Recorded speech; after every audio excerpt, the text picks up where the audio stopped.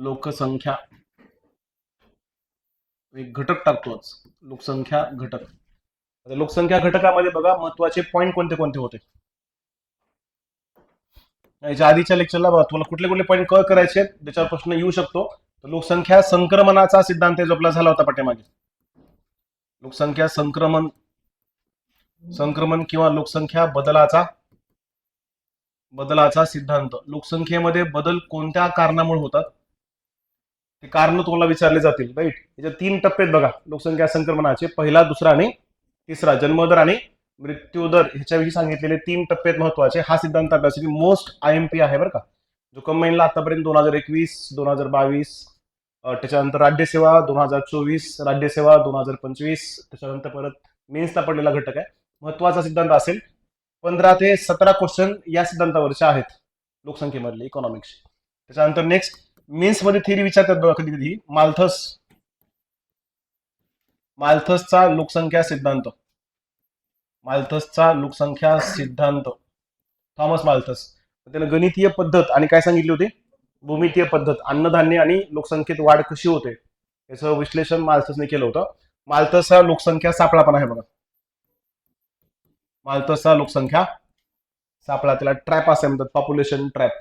ती थिअरी असेल. त्याच्या व्यतिरिक्त पर्याप्त लोकसंख्येचा सिद्धांत आहे. पर्याप्त लोकसंख्या सिद्धांत. पर्याप्त लोकसंख्या सिद्धांत. पर्याप्त लोकसंख्या सिद्धांत. चला, हे 3 महत्वाचे घटक आणि या सापळा महत्वाचा असेल. हार्वर्ड स्पेन्सर यांचा पण सिद्धांत आहे पण तो एवढा महत्वाचा नाही आपल्यासाठी. राईट. आता इकडे हिंगिस यांच्यावर प्रश्न पडला होता बघा लोकसंख्येला. ह्याच्यात विचारलं होतं राज्यसेवेला. हिंगिसचा लोकसंख्या सिद्धांत विचारला होता. तर हे एवढे सिद्धांत महत्वाचे असतील. ह्याच्या व्यतिरिक्त लोकसंख्येचा पिरॅमिड आहे बघा. त्याला काय म्हणतात, लोकसंख्या मनोरा किंवा लोकसंख्येचा पिरॅमिड. आणखी एक कन्सेप्ट आहे लोकसंख्या लाभांश नावाची कन्सेप्ट आहे बघा. लोकसंख्या लाभांश.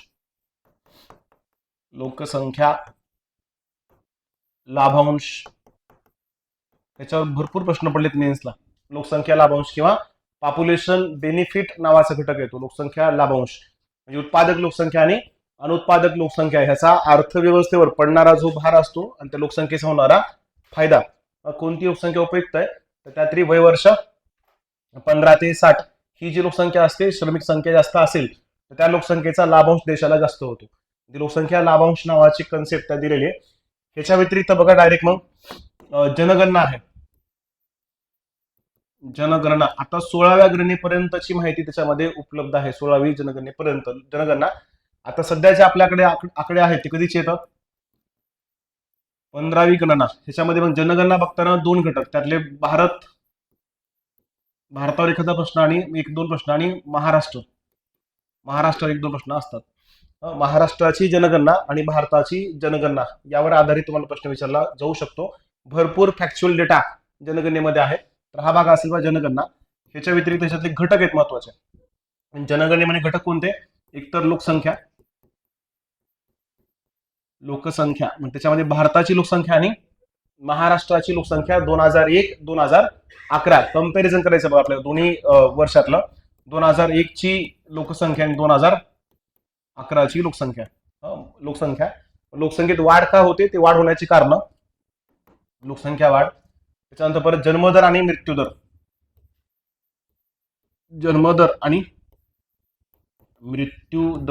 जन्मदर व मृत्यूदर हे 2 त्यातले महत्वाचे घटक असतील. सध्या आता 2011 नुसार महाराष्ट्राचा जन्मदर, महाराष्ट्राचा मृत्यूदर, भारताचा जन्मदर आणि भारताचा मृत्यूदर हे दोन्ही घटक असतील. ह्याच्या व्यतिरिक्त साक्षरता. भारताच्या साक्षरतेची प्रगती 2001-2011 साक्षरची तुलना. प्रमुख 3 राज्य, शेवटची 3 राज्य. महाराष्ट्रात पहिले 3 जिल्हे, शेवटचे 3 जिल्हे. आणि आता संपूर्ण साक्षर राज्याचा दर्जा प्राप्त झालेले 4 राज्य.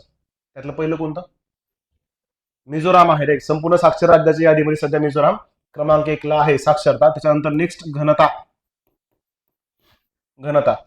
म्हणजे प्रत्येक चौरस किलोमीटर मध्ये किती लोक राहतात ह्याला लोकसंख्येची काय म्हणतात, घनता म्हणतो आपण. राईट.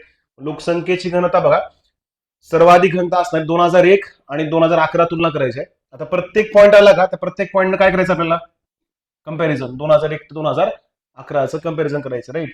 घनता पहिले 3 राज्य, शेवटचे 3 राज्य, महाराष्ट्राची घनता आणि महाराष्ट्रामधले जिल्हे. घनता, साक्षरता, लिंग गुणोत्तर, हे दोन्ही बरोबर का, प्रौढ आणि बाल लिंग गुणोत्तर आणि प्रौढ लिंग गुणोत्तर. तुम्हाला महाराष्ट्र राज्याचं लिंग गुणोत्तर मागे विचारलं होतं. काही काही फॅक्च्युअल डेटा माहिती आहे ती कधी कधी विचारली जाते बघा. तर महाराष्ट्राचं लिंग गुणोत्तर वर्ष 2011 किती रे? महाराष्ट्र 894 आहे, लक्षात ठेवा. 894. भारत 915. बाल लिंग गुणोत्तर. प्रौढांचं विचारलं तर जास्त येते. प्रौढ महाराष्ट्रात 929 आणि भारतात 943. प्रौढ वेगळं आणि बाल लिंग गुणोत्तर वेगळं आहे, लक्षात ठेवा. ठीक आहे. त्यानंतर परत दशकीय दर किंवा दशकीय वाढ. आता दशकीय वाढ पाहताना आपले तक्ता बघायचे, चार्ट आहे. त्या चार्टमध्ये जन्मदर आहे, मृत्यूदर आहे, कोटी लोकसंख्या दिलेली आहे, त्याच्यानंतर प्रतिवर्ष वाढीचा दर आहे, वर्षनिहाय असणारी लोकसंख्या, तो घटक असेल दशकीय दर. प्रतिवर्ष वाढ. त्याच्यानंतर नेक्स्ट स्थलांतरणाचा प्रभाव लोकसंख्येवर घडून येतो बरं का. आपण कोविडच्या काळामध्ये हिचा प्रभाव बघितलाय. कोविडमध्ये शहरी भागातली लोकसंख्या कुठं स्थलांतरित झाली? ग्रामीण भागात. ते स्थलांतरण कायमचं असेल तर एका भागातली लोकसंख्या कमी होते, दुसऱ्या भागातली लोकसंख्या वाढते. कायमच्या स्थलांतराचा प्रभाव कशावर होतो? लोकसंख्येवर. लक्षात ठेवा. त्यामुळे स्थलांतर हा महत्वाचा घटक असेल. इव्हन लोकसंख्या बदलाचं मुख्य कारण 3 गोष्टी असतात. एक जन्मदर, दुसरं मृत्यूदर आणि तिसरं काय असतं? स्थलांतरण. आत्ताचा 2024 क्वेश्चन आहे हा. लोकसंख्येतील बदल पुढीलपैकी कोणत्या गोष्टीवर अवलंबून असतात? 3 गोष्टी दिल्या होत्या, जन्मदर, मृत्यूदर आणि स्थलांतर. मला गट क चा किंवा राज्यसीचा क्वेश्चन असेल. आता अलीकडचा 24 क्वेश्चन आहे तो स्थलांतरण. त्याच्या व्यतिरिक्त बघा धर्मनिहाय लोकसंख्या भारतातली आणि महाराष्ट्रामध्ये आणि जगातली सुद्धा धर्मनिहाय लोकसंख्या, म्हणजे लोकसंख्येचे आकडे आणि त्यांची साक्षरता. तर हा भाग महत्वाचा असेल. त्याच्यानंतर अनुसूचित जाती आणि अनुसूचित जमातीचं प्रमाण भारतात सगळ्यात जास्त कोणत्या राज्यामध्ये आहे आणि सगळ्यात कमी कोणत्या राज्यामध्ये आहे? अनुसूचित जाती आणि जमाती. तर ही प्रश्न तुम्हाला विचारला जाऊ शकतो. एवढे घटक लोकसंख्या घटकामध्ये समाविष्ट आहेत. ह्याच्या व्यतिरिक्त राष्ट्रीय लोकसंख्या धोरण आहे बघा. भारताचं पहिलं राष्ट्रीय लोकसंख्या धोरण, लोकसंख्या धोरण 1900 कधीच आहे? 1976 बघा, 1976 आणि सन 2002 येतं बघा. 1976चं पहिलं राष्ट्रीय लोकसंख्या धोरण, पहिलं धोरण आणि दुसरं धोरण, हे 2 धोरण येतात. राष्ट्रीय आरोग्य धोरण पहिलंच होतं, ते होतं 1983 मधलं. राष्ट्रीय आरोग्य विषयक धोरण 1983. त्याच्यानंतर लोकसंख्या अंदाज आहेत बघा. लोकसंख्या अंदाज याच्यामध्ये मग इसवी सन 2026 लोकसंख्येचा अंदाज आणि आंतरराष्ट्रीय सन 2100 मधले लोकसंख्येचे अंदाज आहेत. आणि आता UNDPचा अलीकडचा रिपोर्ट आहे 2023चा. तर हे एवढी माहितीचा समाविष्ट असणार आहे. एवढा घटक आपल्याला बघायचा आहे. एवढे घटक तुमचे स्ट्रॉंग क्लिअर झाले तर तुमचे किमान 4 तरी मार्क कुठे गेले नाही जॉग्राफी आणि इकॉनॉमिक्सचे मिळून. एवढा घटक तुमचा कव्हर होतो. थोडा धावता आढावा सांगतो अगोदर. काही विद्यार्थी होते, काही विद्यार्थी नव्हते. जे होते त्यांचं रिव्हिजन होईल, जे नव्हते तुम्हाला लक्षामध्ये येऊन जाईल. जास्त खोल जात नाही, महत्वाचं तेवढं सांगतो. बघा, लोकसंख्या संक्रमणालाच लोकसंख्या काय म्हणतात? लोकसंख्या संक्रमण किंवा लोकसंख्येचे बदल, त्याला आणखी नाव आहे लोकसंख्येचं स्थित्यांतरण. हे तिन्ही शब्द लक्षात ठेवा. लोकसंख्या बदल, लोकसंख्या संक्रमण किंवा लोकसंख्येचं स्थित्यांतरण.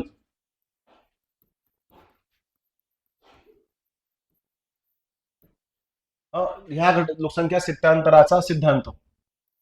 आता लोकसंख्येचे बदल कोणत्या कारणामुळे होतात सिद्धांत कोणी मांडलाय? तर हा मूळ सिद्धांत आहे कोल आणि हुअर यांनी मांडलेला सिद्धांत आहे. कोल आणि हुअर. मूळ सिद्धांतामध्ये टप्पे किती होते?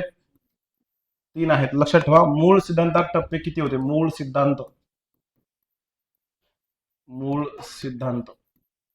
आणि याचा आधुनिक सिद्धांत कोणी मांडलाय? आधुनिक सिद्धांत नीटिनस्टाईन. तुम्ही नीट नाव सर्च केलं तर ते नाव दाखवते बघा तुम्हाला. नीटिनस्टाईन. आधुनिक सिद्धांताची रचना नीटिनस्टाईन यांनी केली होती. एक मिनिट.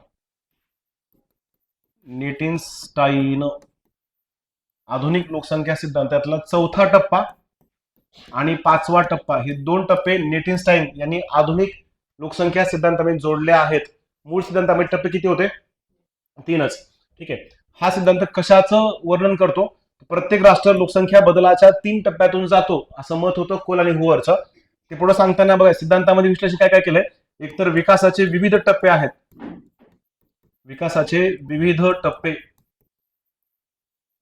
टप्पे ह्याच्यावर क्वेश्चन पडलाय बघा आपल्याला. लोकसंख्या संक्रमणाच्या सिद्धांतामध्ये पुढीलपैकी कोणत्या घटकांचा समावेश होतो? त्यातला एक घटक होता विकासाचे टप्पे. कारण पहिल्या टप्प्यात विकासाला सुरुवात झालेली नसते, दुसऱ्या टप्प्यात विकासाला सुरुवात झालेली असते, तिसरा टप्पा विकासोत्तर असतो.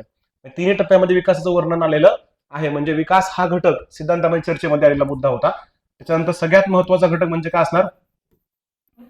जन्मदर व मृत्यूदर. लोकसंख्येचा बदलच मुळात या दोन कारणामुळे होतो, जन्मदर आणि मृत्यूदरामुळे. ह्याच्यावर 2022च्या कंबाईन गट बचा क्वेश्चन आहे. लोकसंख्येचे बदल पुढीपैकी कोणत्या कारणामुळे होतात? तर लोकसंख्या बदल विचारले तर लक्षात ठेवा लोकसंख्या बदलाचं मूळ कारण काय? जन्मदर आणि मृत्यूदर हेच मूळ कारण असेल. त्याच्यानंतर लोकसंख्येच्या 3 अवस्था सांगितल्यात किंवा विविध अवस्था. लोकसंख्येच्या विविध अवस्थांचं विश्लेषण त्यांनी केलंय आणि त्या दरम्यान अवस्थामध्ये कारण काय काय होते? म्हणजे जन्मदर कमी असायचे किंवा जास्त असायचे आणि मृत्यूदर कमी होण्याचे कारण काय होते? याचं विश्लेषण सिद्धांतामध्ये पाहायला मिळतंय. सिद्धांताचं स्पष्टीकरण करत असताना सिद्धांताचा पहिला टप्पा इथं जन्मदर कसा होता? जन्मदर आणि मृत्यूदर हे दोन्ही टप्पे लक्षात ठेवा. दोन्ही घटक जन्मदर आणि मृत्यूदर दोन्हीचंही प्रमाण कसं होतं? जास्त होतं. म्हणजे जेव्हा लोकसंख्येचा जन्मदर आणि मृत्यूदर दोन्ही जास्त असतात तेव्हा लोकसंख्या एकतर ती स्थिर असते किंवा झाली तर अत्यल्प वाढ होते. भारतात काय झालं होतं? अत्यल्प वाढ झाली होती भारतामध्ये, बरोबर. आपली लोकसंख्या थोडीशी वाढली बघा. 1901 ते 1921 हा कालखंड भारताच्या लोकसंख्येत थोडीशी वाढ आपल्याला पाहायला मिळते. आता या सिद्धांत या टप्प्याचं वर्णन करताना 2-3 गोष्टी लक्षात ठेवा. एक, इथं जन्मदर कसा होता?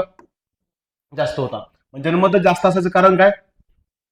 परंपरागत समाज, शिक्षणपूर्व अवस्था आहे ती, विकासाच्या आधीचा टप्पा आहे तो. विकास होण्याच्या आधीच्या कालखंडात जन्मदराचं प्रमाण कसं होतं? जास्त होतं. उच्च जन्मदर त्याचं महत्वाचं कारण आहे. त्यामध्ये रूढी, प्रथा, परंपरा, चालीरीती, बालविवाह या सगळ्या कारणांचा प्रभाव कशावर पडला? जन्मदरावर. दुसरं कारण काय? मृत्यूदर सुद्धा कसा होता? जास्त. पायाभूत सुविधा नव्हत्या, आरोग्य सुविधा नव्हत्या, साथीचे आजार होते, माता मृत्यूदर सुद्धा जास्त होता. यस असणारच त्याच्यामध्ये. चला ठीक आहे, तुमचं झालंय माय, काही जनता नवीन आहे. चला, या सगळ्या कारणामुळे मृत्यूदर जास्त होता. म्हणजे जन्मदरही जास्त आणि मृत्यूदरही जास्त. दोन्ही जास्त असेल तर लक्षात ठेवायचं कायमस्वरूपी तर लोकसंख्या स्थिर राहते. जर वाढली तर कशी वाढेल ती? अत्यल्प, अतिशय कमी प्रमाणात लोकसंख्येमध्ये वाढ होते. बस एवढंच या सिद्धांतामध्ये आपल्याला लक्षात ठेवायचं आहे. दुसरा टप्पा, इथं मात्र विकासाला सुरुवात झाली असते. इथं हळूहळू गुंतवणूक वाढू लागते, औद्योगिकरणाला प्रारंभ होतो, साक्षरतेच्या प्रमाणात वाढ होऊ लागते आणि पायाभूत सुविधांचा विकास होऊ लागतो. गाव तिथं आरोग्य केंद्र हेही वाढायला लागतंय. या सगळ्या गोष्टीमुळे साथीच्या आजारावरचे लस उपलब्ध होतात. मृत्यूदराचं प्रमाण थोडंसं झपाट्याने कमी होत आहे. मृत्यूदर कमी झाला आणि जन्मदर जास्त असेल तर काय होतंय? करेक्ट. जन्मदराचं प्रमाण आणि मृत्यूदराच्या प्रमाणामध्ये तफावत निर्माण होते आणि ही तफावत जन्मदर जास्त आणि मृत्यूदर कमी या स्वरूपाची असते. जर असं होत असेल तर देशातली लोकसंख्या काय होते? वाढते. लोकसंख्येमध्ये वाढ होते. भारतामध्ये नेमका बदल काय झालाय? ते भारताला लागू करताना मग भारतातले संकल्पना थोड्याशा बदलतात. म्हणजे लक्षात ठेवा इथं लोकसंख्येमध्ये काय होईल? वाढ होते. आता इथं 2-3 पॉईंट महत्वाचे. विकासाचा मुद्दा लक्षात ठेवण्यासाठी इथे विकासाला सुरुवात झालेली असते. हा टप्पा विकासपूर्व आहे. म्हणजे विकास होण्याच्या आधीची परंपरागत अवस्था म्हणजे कोणता टप्पा? पहिला टप्पा. आणि विकासाला सुरुवात झाल्यानंतरचा टप्पा म्हणजे दुसरा. मग इथं विकासाला सुरुवात झाली याचा अर्थ गुंतवणूक वाढते, औद्योगिक वाढू लागते. त्या सगळ्याचा प्रभाव म्हणून मृत्यूदराचं प्रमाण हळूहळू कमी होत आहे. आता मृत्यूदर कमी होण्याचं कारण काय? मृत्यूदरामध्ये घट व्हायचं कारण आरोग्यविषयक सुविधेत झालेली वाढ, गाव तेथे आरोग्य केंद्र, साथीच्या आजाराचं निर्मूलन, बाल मृत्यूदराचं निर्मूलन आणि माता मृत्यूदरात झालेली घट. एक सोपा प्रश्न विचारतो, सांगा. माता मृत्यूदर काढताना किती मागे काढला जातो? विशिष्ट काळामध्ये एकूण मृत्युमुखी पडणाऱ्या मातांची संख्या भागिले एकूण लोकसंख्या गुणिले किती? पर्याय 100, 10,000, 1,000, 1,00,000. 1,000. मला वाटलं चुकणार 100%. 100. शबाश. अजून इथे जुने कोणी विद्यार्थी असतील अभ्यास करणारे, त्यांना कदाचित माहिती असेल. प्रश्न पडला आयोगाचा. राष्ट्रीय लोकसंख्या धोरण 2000चं लक्ष पण आहे एक. आता कायम लक्षात ठेवा, जेव्हा जेव्हा माता मृत्यूदर काढतात तो 1,00,000 काढतात. किती लाखामागे? 1,00,000 माता मृत्यूदर काढला जातो, बरोबर. जर जन्मदर आणि मृत्यूदर विचारला तर ते 1,000च्या मागे काढतो आपण, बरोबर. माता मृत्यूदर विचारलं काय लक्षात ठेवायचं? 1,00,000. इव्हन राष्ट्रीय लोकसंख्या धोरण सन 2000चं लक्ष पण आहे बघा. ते 1,00,000 मातेमागे किती 100पर्यंत प्रमाण कमी करायचं लक्ष होतं, बरोबर आहे. 1,00,000 मातेमागे होतं, म्हणजे माता मृत्यूदर काढताना 1,00,000 हा आकडा महत्वाचा आहे, लक्षात ठेवा. मृत्यूदर कमी होण्याची कारण कळले का? आरोग्याच्या सुविधेत झालेली वाढ त्याची कारण असतील. त्यामुळे लोकसंख्या काय होते? वाढते. हा लोकसंख्या संक्रमणाचा दुसरा टप्पा. तिसरा टप्पा बघा, इथं जन्मदराची अवस्था कशी असते. आता हा जो टप्पा आहे का, इथं विकास उत्तर टप्पा आहे. तो विकास उत्तर म्हणजे विकास झाल्यानंतरचा टप्पा आहे तो, बरोबर. देशामध्ये बऱ्यापैकी औद्योगिकरण झालेलं असतंय, शहरीकरण झालेलं असतंय, नागरीकरण झालेलं असतंय, पायाभूत सुविधांचा विकास झालेला असतो, अद्ययावत वैद्यकीय सुविधा उपलब्ध होतात आणि साक्षरतेचं प्रमाण सुद्धा वाढलेलं असते. लहान कुटुंबाचं महत्व वाढायला लागतंय. आजोबा पंजोबा, खापट पंजोबा, हम दो हमारे धाबारा, हे प्रमाण बदलतंय. हो, हम दो हमारे दो. काय झालंय? भारत माता की जय म्हणतो काय किंवा हो, चला. हम दो आणि हमारे दो हा कार्यक्रम नंतर चालू झाला आणि हळूहळू तिसऱ्या टप्प्यात जन्मदराचं प्रमाण काय झालंय? कमी झाले. मृत्यूदर आता बघा, किती जनरल क्वेश्चन विचारला होता. कॉमन सेन्स कधी कधी बघा किती महत्वाचा असतो. तुला मागच्या राज्यसेवा परीक्षेला प्रश्न विचारला एक फेब्रुवारी मधला, मला वाटतं 2025चा पेपर होता तो. काय विचारलं होतं? 1991च्या नंतर भारताच्या मृत्यूदरामध्ये बदल काय झाला आहे? 1991 वर्ष दिले बरं का पर्टिक्युलर. 1991च्या नंतर भारताच्या मृत्यूदरामध्ये बदल काय झाला आहे? मृत्यूदर वाढलाय, कमी झालाय, घटलाय, काय झालाय? घटलाय, वाढलाय. तर प्रश्न पडलाय का? 2025ला पडला होता राज्यसेवेला. आता लक्षात घ्या, 1901 पासून ते 1911 पर्यंत जन्मदर असो अथवा मृत्यूदर दोन्हीमध्ये काय झालंय? घटच आहे बरं का, लक्षात ठेवा. दोन्ही हळूहळू घटतच गेलंय, पण जास्त घट कधीचे? 1991च्या नंतरची घट जास्त आहे. आणखी सेम प्रश्न पडलाय बघा. 1981 नंतर भारताच्या लोकसंख्येत काय बदल झालाय? 1981 नंतर भारताच्या लोकसंख्येत बदल काय झाला आहे? वाढले, घटले? लोकसंख्या गणनेनुसार जर मोजलो, शिरगणनी गुणोत्तरनुसार किंवा हेड काउंट रेशोचं मापन केलं आपण, तर भारताच्या लोकसंख्येमध्ये काय दिसते आपल्याला? वाढ दिसते बरं का. 1984 कोटी, 102 कोटी आणि 121 कोटी, म्हणजे भारताची लोकसंख्या काय होत गेले? वाढत गेले. कशानुसार? शिरगणती गुणोत्तरानुसार, हेड काउंट रेशोनुसार. 1981 नंतर. बरं, दशकी दर काय झालाय? घटलाय. दशकी दर सर्वात जास्त कधी होता? भारताचा सर्वाधिक दशकी दर कधी होता? लक्षात ठेवा, 1971ला आपला दशकी दर सर्वात जास्त होता. 1971चं वर्ष. त्याच्यानंतर भारताचा बघा प्रतिवर्ष दर 1981 नंतर काय झालाय? प्रतिवर्ष दर 1981 वाढला का घटला? मग आता 81 का घेतला असेल? आता हा क्वेश्चन क्लिक झाला पाहिजे. 81 का घेतलं? 81ला लोकसंख्येमध्ये स्थित्यांतर घडून आलंय. म्हणजे काय घडून आलं? संक्रमण किंवा बदल घडून आला आहे. त्या बदलाचा तो परिणाम होता, लक्षात ठेवा. बदलामुळं लोकसंख्येचं काय घडून आलं होतं? संक्रमण घडून आलं होतं, बरोबर.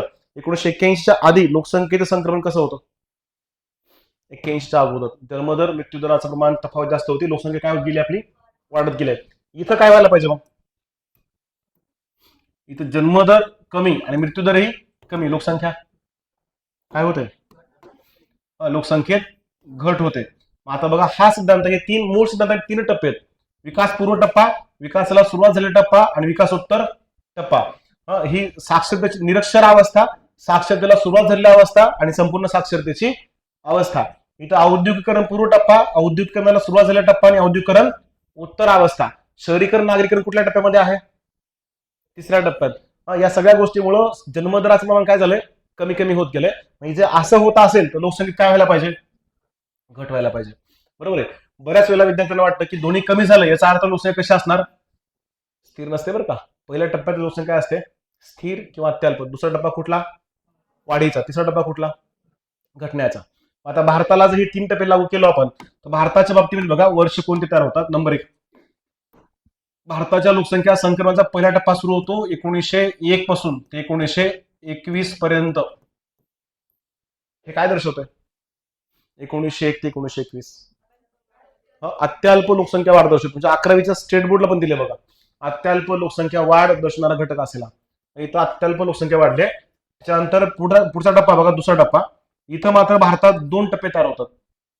एक 1921 किंवा 31, 1931 ते 1951 इथे वाढ झाले आणि 1951 ते 1981 इथे काय आहे? वाढच आहे. फक्त फरक काय? इथं जी वाढ आहे ती कशी वाढ आहे? मंद वाढ आहे. हळुवार किंवा मंद वाढत गेलं क्षेत्र होतं आणि इथं जी वाढ आहे ती वेगवान वाढ आहे. पण दोन्हीकडे वाढ हा शब्द कॉमन आहे. भारतात 2 टप्पे तयार होतात. तिसऱ्या टप्प्यामध्ये भारत सध्या कोणत्या टप्प्यामध्ये आहे असं विचारल्यास तिसऱ्या टप्प्यात आहे बरं का. हा टप्पा सुरू होतो 1981 ला ते कुठपर्यंत? 2011. मग तिसरा टप्पा सिद्धांतानुसार काय सांगतो? लोकसंख्या काय होते? घटते. बरोबर आहे. 1981 नंतर भारताची लोकसंख्या घटली का? 81 ला आपली लोकसंख्या किती? 68 कोटी होती. 68 कोटी, 84 कोटी, 102 कोटी आणि 121 कोटी. मग काय होते लोकसंख्या आपली? वाढते. तिसऱ्या टप्प्याचं वर्णन करताना परिपूर्ण वाक्य कुठलं बघा. तिसऱ्या टप्प्यात लोकसंख्या भारताची घटत्या दराने लोकसंख्या काय होते? घटत्या दराने लोकसंख्येत वाढ होत आहे. हे वाक्य लक्षात ठेवा बरं का. घटत्या दराने लोकसंख्येत वाढ होत आहे. कितव्या टप्प्यात? तिसऱ्या टप्प्यात. मग त्याच्या पुढे जाऊन पुढचे 2 टप्पे जोडलेत कोण? नेटिन यांनी. ते काय म्हणतात? चौथ्या टप्प्यात जन्मदर मृत्यूदर दोन्ही कमी कमी होतात आणि दोन्ही एका बिंदूमध्ये येऊन छेदतात. याचा अर्थ दोन्ही इक्वल होतात. जन्मदर आणि मृत्यूदर दोन्ही काय होतात? समान होतात. कसे समान होतात? घटत जाऊन समान होतात. बरोबर आहे. अगोदर घट होते आणि घट एका लेवलला जाऊन दोन्ही समान होईपर्यंत ती घट चालू असते. आणि या अवस्थेमध्ये लोकसंख्या जी आहे ती काय होते? घटतेच. पण ती घट जी आहे ती कशी असते? वेगाने घटत जाते लोकसंख्या. वेगवान घट लोकसंख्येत निर्माण होते. आणि 5व्या टप्प्यात जन्मदराचं प्रमाण मृत्यूदरापेक्षा तुलनेनं कमी असतंय. मृत्यूदर जास्त असतो, जन्मदर कमी असतो. कितव्या टप्प्यात? 5व्या. इथं मात्र लोकसंख्या ऋणात्मक पद्धतीने काय होते? बदलते. थोडक्यात बघा, लोकसंख्या संक्रमणाचे 5 टप्पे. हा पहिला टप्पा, दुसरा, तिसरा, 3 टप्पे मूळ. जन्मदर मृत्यूदर जास्त आहे त्या काळात जन्मदर सुद्धा जास्त होता. ग्रीन रेषा समजा जन्मदराचे, रेड रेषा समजा मृत्यूदराचे आहे. दोन्ही पण जास्त आहे. इकडे बघा 0% 0% ते 100% काय दिलेलं आहे? जन्मदर आणि मृत्यूदर दिलेला आहे. मग जन्मदर जास्त आहे, मृत्यूदर पण जास्त आहे. इथं लोकसंख्या कशी असते? स्थिर असते. बरोबर. इथं लोकसंख्या कशी असते? स्थिर, कारण दोन्ही पण जास्त आहे. दुसऱ्या टप्प्यात काय होते? जन्मदर वाढतो म्हणजे जास्त असतो तो. पण पूर्वीच्या जन्मदरापेक्षा थोडासा कमी झालेला असतो, पण तो मृत्यूदरापेक्षा तुलनेनं जास्त असतो. दोन्हीतला अंतर काय होतो? वाढतो. तो अंतर वाढल्यामुळे बघा, ह्या दोन्हीतला अंतर जास्त असल्यामुळं लोकसंख्या काय होते? वाढते. बरं का. हा लोकसंख्या वाढीचा टप्पा आहे. जसं आपण दुसऱ्या टप्प्यात बघितलं होतं बघा. हा टप्पा 2000 मला वाटते 22 का 23 परीक्षेला पडला बघा. 21 का 22 असेल. लोकसंख्या संक्रमणाचा दुसरा टप्पा जन्मदर मृत्यूदर काय दर्शवतो? जन्मदर जास्त, मृत्यूदरात घट. मृत्यूदरात घट असा असताना लोकसंख्या काय होते? वाढते. तिसरा टप्पा काय दर्शवतो? मृत्यूदर काय होतो? कमी होतो. आणि जन्मदर सुद्धा कमी होतो. दोन्ही काय होतात? कमी होतात. जेव्हा दोन्ही कमी होतात तेव्हा लोकसंख्येत काय व्हायला पाहिजे? घट व्हायला पाहिजे. बरोबर आहे. हा झाला मूळ सिद्धांत. पुढे चौथा टप्पा जोडताना, चौथ्या टप्प्यात नेटिव्ह साईन काय म्हणतात, मृत्यूदरही कमी होतो आणि जन्मदरही कमी होतो, पण ते कमी होत जाऊन एका निश्चित बिंदूमध्ये येऊन समान होतात. जन्मदर मृत्यू दोन्ही काय होतात, इक्वल होतात, समान, आणि घटत जातात, नंतर ते समान होतात. मग इथं लोकसंख्येत होणारे बदल कसे असतात, लोकसंख्या वेगाने वेगाने घटते, घटच होते पण ती वेगाने झालेली घट असते. आणि त्या पुढच्या टप्प्यात बघा काय होतंय, जन्मदर कमी होतो, मृत्यूदर मात्र जन्मदरापेक्षा जास्त राहतो, कमी झाला असतो पण तो जन्मदरापेक्षा कसा आहे, जास्त आहे. मग आता असं असताना लोकसंख्येत बदल काय होतात, आता इथं बघा, डेथ रेट आणि बर्थ रेट, जन्मदर हा बर्थ रेट, जन्मदर कमी आहे आणि मृत्यूदर जास्त आहे. मग इथं लोकसंख्येत होणारा बदल कसा असतो, लक्षात ठेवा, इथं ऋणात्मक लोकसंख्या बदलते, ऋणात्मक घट होते, ऋणात्मक घट. हे पुढचे 2 टप्पे नीटेनस्टाईनचे आणि अलीकडचे 3 टप्पे कोल आणि हुअर यांनी मांडलेले. ह्याच्या पलीकडे जर याचा प्रश्न आला तर तो आपला क्वेश्चन चुकू नये. बस एवढेच पॉईंट लक्षात ठेवा, राईट. इथं होतो आपण. लोकसंख्या संक्रमणाचा अर्थ होतो लोकसंख्येचे काय बदल. वेळ आहे ना तुम्हाला, वेळ आहे का नाही, 4-5 तास घेणार हो. आलं माझ्या या ठोस ठोस कुसुमा स्वामी म्हणा लागला हो. आत्ता सांगा हो, तुमचं उद्या वेळामशा असेल तर मी आठवतं घेतो. महिला मंडळ, आम्हाला भाज्या करायच्या आहेत का, हो, आज पालेभाज्या भाजीपाला काहीतरी वाटतं आज, आहे का नाही, काय असते उद्या, या अमावस्या. हे युट्यूब वाले त्याला वेळ अमावस्या म्हणतात बरं का आमच्याकडे. आमच्या इकडे लातूरच्या भाषेमध्ये यळवस. ती यळवस असल्या कारणानं उद्या कदाचित अकॅडमी सुट्टी असणार आहे. चला ओके, लक्षात ठेवा, हे लोकसंख्या संक्रमणामध्ये झालेले बदल आहेत. कोणाला डाऊट असेल तर विचारू शकता. लोकसंख्या संक्रमण म्हणजे आपल्या शब्दात बदल, त्याला टेक्निकल शब्द काय, स्थित्यांतर, त्याला ट्रान्झिशन असे म्हणतात. आता हे बदल कशावर डिपेंड आहे सांगा बरं, सिद्धांतानुसार लोकसंख्या बदल कशावर अवलंबून असतात, 2च घटक, जन्मदर आणि मृत्यूदर. तिसरा घटक जोडलाय तो सिद्धांताच्या बाहेरचा आहे, स्थलांतरण. स्थलांतर हा घटक जनरल विचारला आपल्याला लोकसंख्या बदलाचा, पण जर तुम्हाला सिद्धांताप्रमाणे विचारलं तर काय लिहायचे, 2च घटक, जन्मदर आणि मृत्यूदराच्या बदलाचा परिणाम कशावर होतो, लोकसंख्या स्थित्यांतरावर. लोकसंख्या संक्रमणामध्ये कोणते घटक समाविष्ट आहेत, कोणते घटक आहेत, विकासाचं विश्लेषण सिद्धांत करतो, जन्मदराचं विश्लेषण सिद्धांत करतो, मृत्यूदराचं विश्लेषण सिद्धांत करतो, लोकसंख्येमध्ये होणारे बदलाचंही विश्लेषण सिद्धांत करतो. अ ब क ड सेम असे वाक्य असतात की लोकसंख्या संक्रमण सिद्धांत काय दर्शवतो. सिद्धांत क्लिअर झाला असेल, बघा पुढे नेक्स्ट. थॉमस माल्थस यांचा लोकसंख्या सिद्धांत,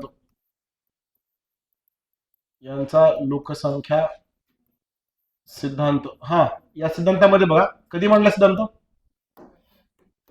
कधी मांडलेला आहे, 1798चा सिद्धांत आहे हा, 1900. चला बघा, an essay on principles of population, लक्षात ठेवा, आणि essay on principles of population, लोकसंख्या माल्थसचा लोकसंख्या सिद्धांत 1798 मध्ये मांडलेला सिद्धांत आहे. सिद्धांताचं विश्लेषण करताना माल्थसने 2 पद्धती सांगितल्या बघा सिद्धांतामध्ये, 2 पद्धती लक्षात ठेवा. पहिली पद्धत कोणती आहे, गणितीय पद्धत. मग कृषी घटक जो आहे तो गणितीय पद्धतीने वाढतो, कृषी घटकामध्ये त्यांनी अन्नधान्याचा विचार केलाय. आणि दुसरी पद्धत भूमितीय पद्धत, डेमोग्राफिक चेंजेस किंवा लोकसंख्येतले बदल हे भूमितीय पद्धतीने होतात असं तो म्हणतो. त्यांनी 2 घटक विचारामध्ये घेतलेत, ह्या 2 पद्धती आणि आता पुढे काय 2 घटक आहेत सिद्धांतामधले. 2 घटक कोणते कोणते, गणितीय पद्धतीनं काय वाढतंय, अन्नधान्यामध्ये वाढ होते गणितीय पद्धत, आणि भूमितीय पद्धती काय वाढतंय, लोकसंख्या भूमितीय पद्धतीने वाढते.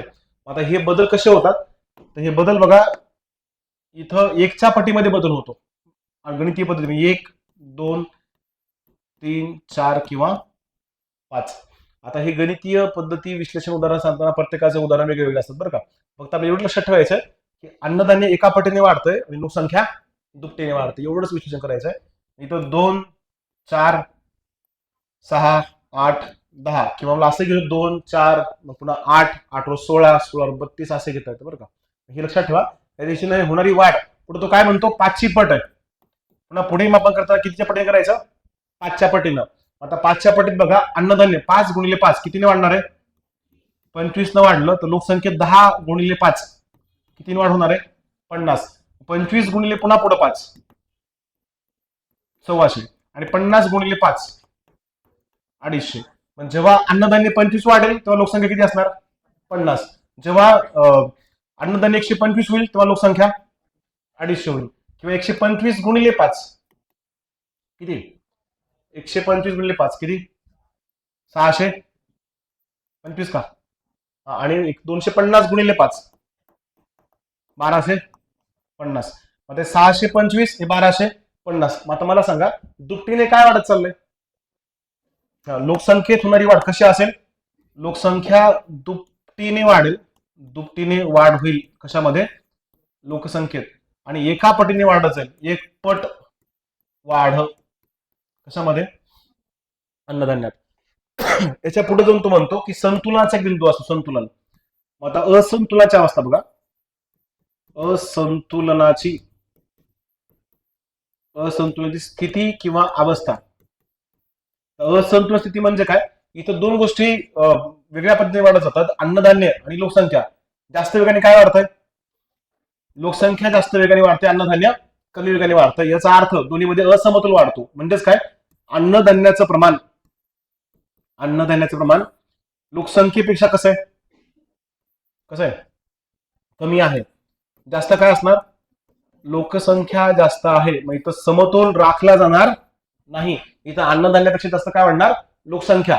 मग सिद्धांताची व्याख्या तयार केली ह्यांनी, ते काय म्हणतात जीवन निर्वाह पातळीपेक्षा अतिरिक्त वाढणारी लोकसंख्या राष्ट्रासाठी समस्या ठरते. काय होतं वाक्य जीवन निर्वाह पातळीपेक्षा. आता जीवन निर्वाह करण्यासाठी काय लागतंय अन्नधान्य. जीवन निर्वाहाचं मुख्य साधन काय अन्नधान्य. मग त्या जीवन निर्वाह पातळीपेक्षा म्हणजे कशापेक्षा अन्नधान्यापेक्षा अतिरिक्त वाढणारी लोकसंख्या काय ठरते राष्ट्रासाठी दुःखाचं कारण ठरते. त्यावेळेला अन्नधान्याच्या किमती का वाढत होत्या याचं कारण शोधण्यासाठी मांडलेला सिद्धांत आहे तो. बरोबर आहे.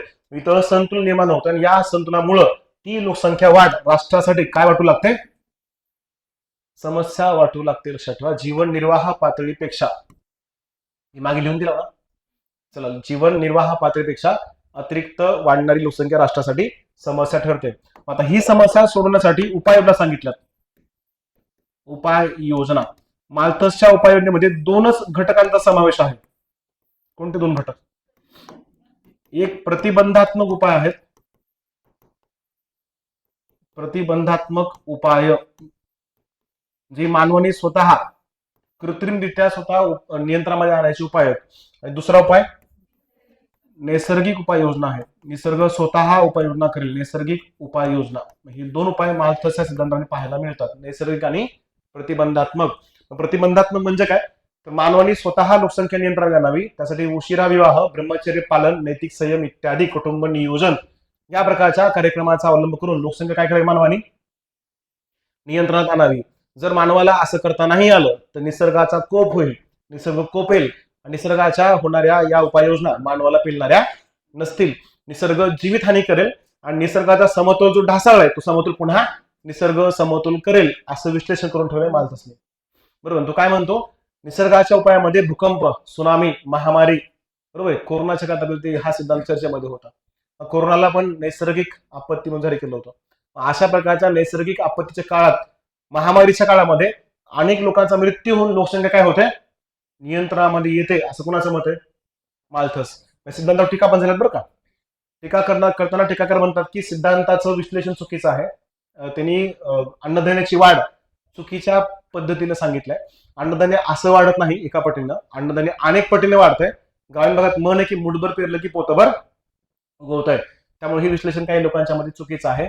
निसर्ग सृष्टीला समतोल निर्माण करण्यासाठी असतो, सृष्टीचा विनाश करण्यासाठी नसतो असे माल्थसचं मत आहे. सिद्धांतावर टीका भरपूर झाल्यात. पण तरी देखील हा सिद्धांत अजूनही विशेष महत्वाचा ठरतो. लक्षात ठेवा. मालथसा लोकसंख्या सिद्धांत. बरोबर. हे दोन सिद्धांत आपल्यासाठी महत्वाचे आहेत. त्याच्यापुढे आपण ते पर्याप्त लोकसंख्या सिद्धांत बघितलं होतं ना. तो सिद्धांत ऑलरेडी आपला झालेला आहे, पर्याप्त लोकसंख्या सिद्धांत. चलो ठीक आहे.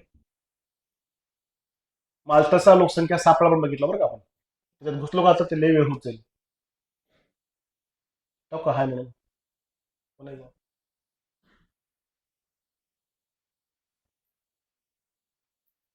मिनिट. फुलजा सिंग खजाना हो.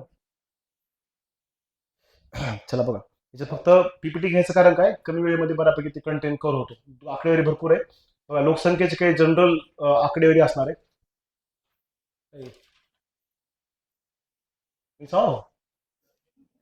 अरे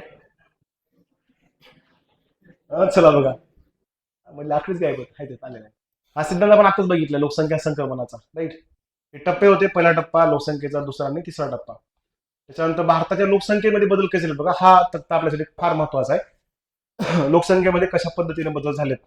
आता भारताच्या लोकसंख्येचं वर्णन करताना हा चार्ट आपल्यासाठी महत्वाचा असेल.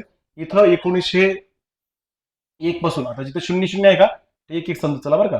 1901 पासून ते 2011 पर्यंत गेल्या 110 वर्षाच्या इतिहासात भारताच्या जन्मदरात, मृत्यूदरात, लोकसंख्येत आणि दशकीय वाढीमध्ये काय बदल झालाय हा तक्ता महत्वाचा असेल.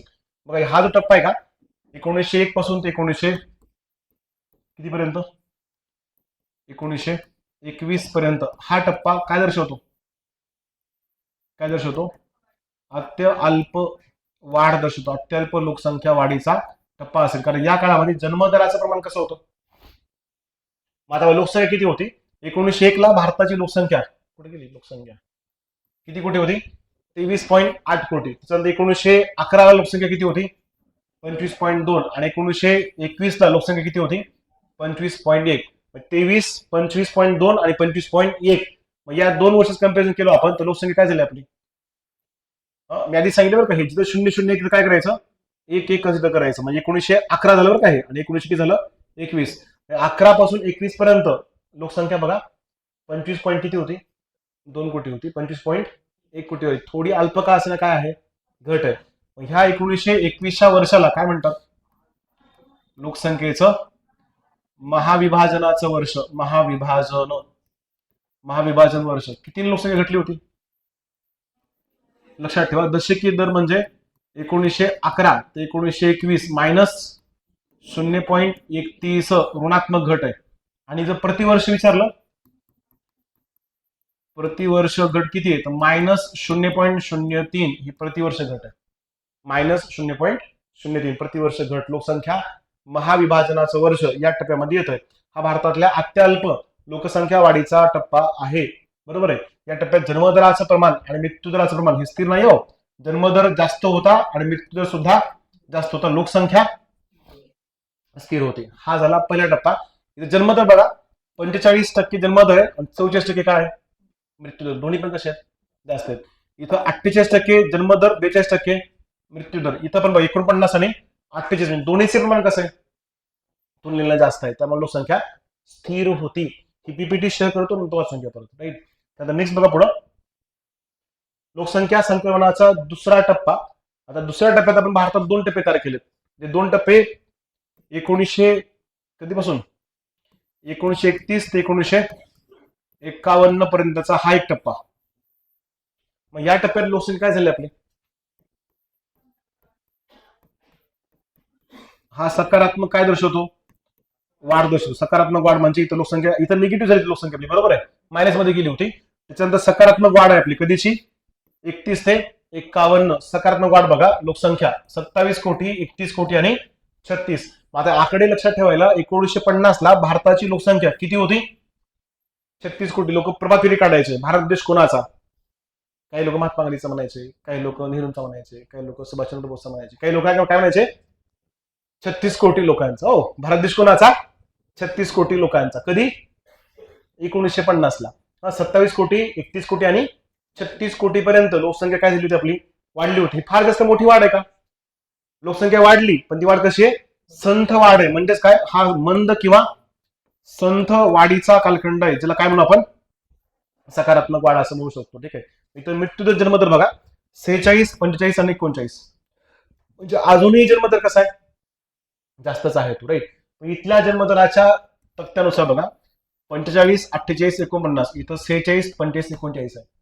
म्हणजे या टप्प्याच्या तुलनेत इथं काय झालंय, थोडीशी घट झाली आहे. पण ही घट जरी झाली असली तरी मृत्यूदरापेक्षा तो जास्त आहे. मृत्यूदर बघा इथं किती होता, 44, 42, 48. इथं मृत्यूदर बघा 36, 31, 27. म्हणजे मृत्यूदरामध्ये काय झाले, वेगाने घट झाली, राईट. या दुसऱ्या टप्प्यामध्ये मृत्यूदर वेगाने घटला हे लक्षात ठेवा. मृत्यूदर वेगाने घट झाली ती मृत्यूदरामध्ये, राईट. यासाठी हे महत्वाचं असेल. म्हणून लोकसंख्या काय झाली, वाढली. लोकसंख्या वाढीचा हा कालखंड असेल, राईट. त्यानंतर नेक्स्ट पुढचा टप्पा बघा, म्हणजे हा पण दुसरा टप्पा आहे. दुसऱ्या टप्प्यातला दुसरा घटक बघा यातला 1951 ते 1900 किती, 1951 ते 1981 पर्यंत इथं लोकसंख्या काय झाली होती. आता हा जो कालखंड आहे तो भारताच्या वेगवान वाढीचा कालखंड आहे. वेगवान वाढ. वेगवान वाढीचं कारण कारण काय, जन्मदर जास्त होता, मृत्यूदरामध्ये अतिशय 27% मृत्यूदर कमी झाला होता. त्याच्या आधी 27% कुठेपर्यंत 15% मृत्यूदरामध्ये फार मोठी घट झालाय. मृत्यूदर झपाट्याने घटल्यामुळं भारताची लोकसंख्या वेगाने वाढली आणि ही लोकसंख्या कुठेतरी नियंत्रणामध्ये आणणं आवश्यक होतं. याच कालखंडात भारतातलं 1971चं वर्ष काय म्हणतो त्याला, लोकसंख्या विस्फोटाचे वर्ष. लोकसंख्या विस्फोटाचे वर्ष. आता हे लोकसंख्येचा झालेला विस्फोट कमी करण्यासाठी इंदिरा गांधी सरकारच्या काळात भारतातलं पहिलं नॅशनल पॉप्युलेशन पॉलिसी, पहिलं लोकसंख्या धोरण जाहीर केलं गेलं इसवी सन 1976. लक्षात ठेवा.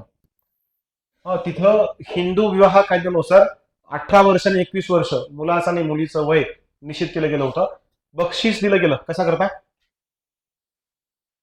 वाढवण्यासाठी नाही, माय कमी करायसाठी. हो, लोकसंख्या कंट्रोलमध्ये आणण्यासाठी बक्षीस योजना सुरू केली, ती वित्तीय मदत दिली गेली. त्यातले मग 150 रुपये, 100 रुपये आणि 70 रुपये ही वित्तीय मदत सुद्धा परीक्षेला पडल्या बरं का. 2 अपत्य असतील तर 150 रुपये, 3 अपत्य असतील 100 रुपये आणि 4 अपत्य असतील 70 रुपये आणि 6-7 अपत्य असतील अर्धा डझन डझन असतील तिकडे जाऊ. म्हणजे लोकसंख्या कमी करण्यासाठी शस्त्रक्रियाचा वापर केला गेला. त्यावेळेला आणखी सगळ्यात महत्वाचं कृत्रिम उपाययोजना केल्या गेल्या होत्या. ठीक आहे. कुटुंब नियोजन कार्यक्रमाचा अवलंब त्या काळात झाला होता. ही सगळ्या घटना 1976च्या काळातल्या. अतिशय ज्वलंत असा कालखंड तो होता. तिथे लोकसंख्या प्रचंड आपली वाढलेली होती. या काळात भारताच्या दशकीय वाढीचा दर बघा 1971ला किती होता रे, भारताची दशकीय वाढ लक्षात ठेवा 24.88.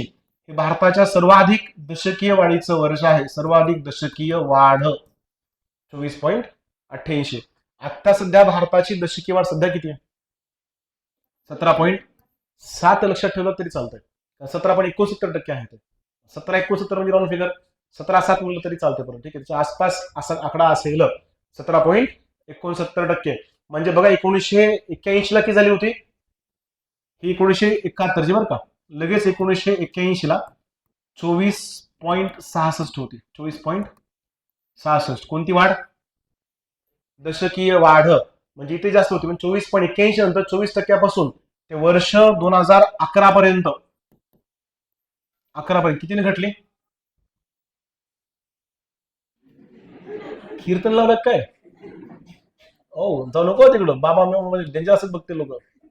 हो, आपल्यासाठी बेटर काय, आपण ठुस ठुस हो इकडे जायचं बोलतो.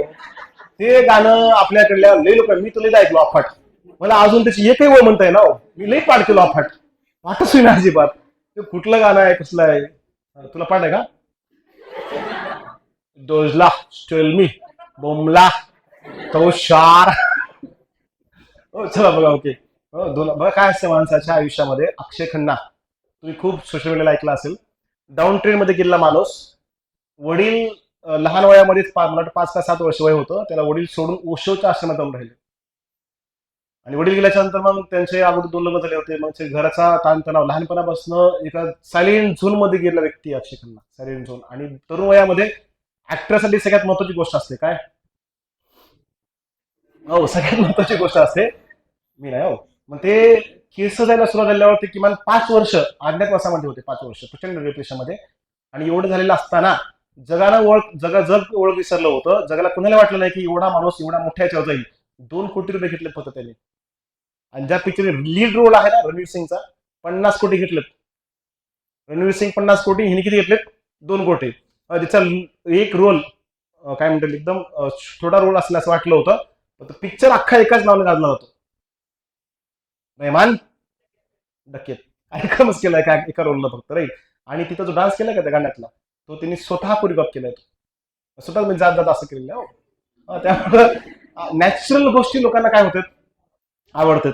त्यामुळे तो रोल फेमस झाला. पण एवढं लक्षात ठेवायचा, प्रत्येकाच्या आयुष्यात डाऊन ट्रेड चालतो बरं का.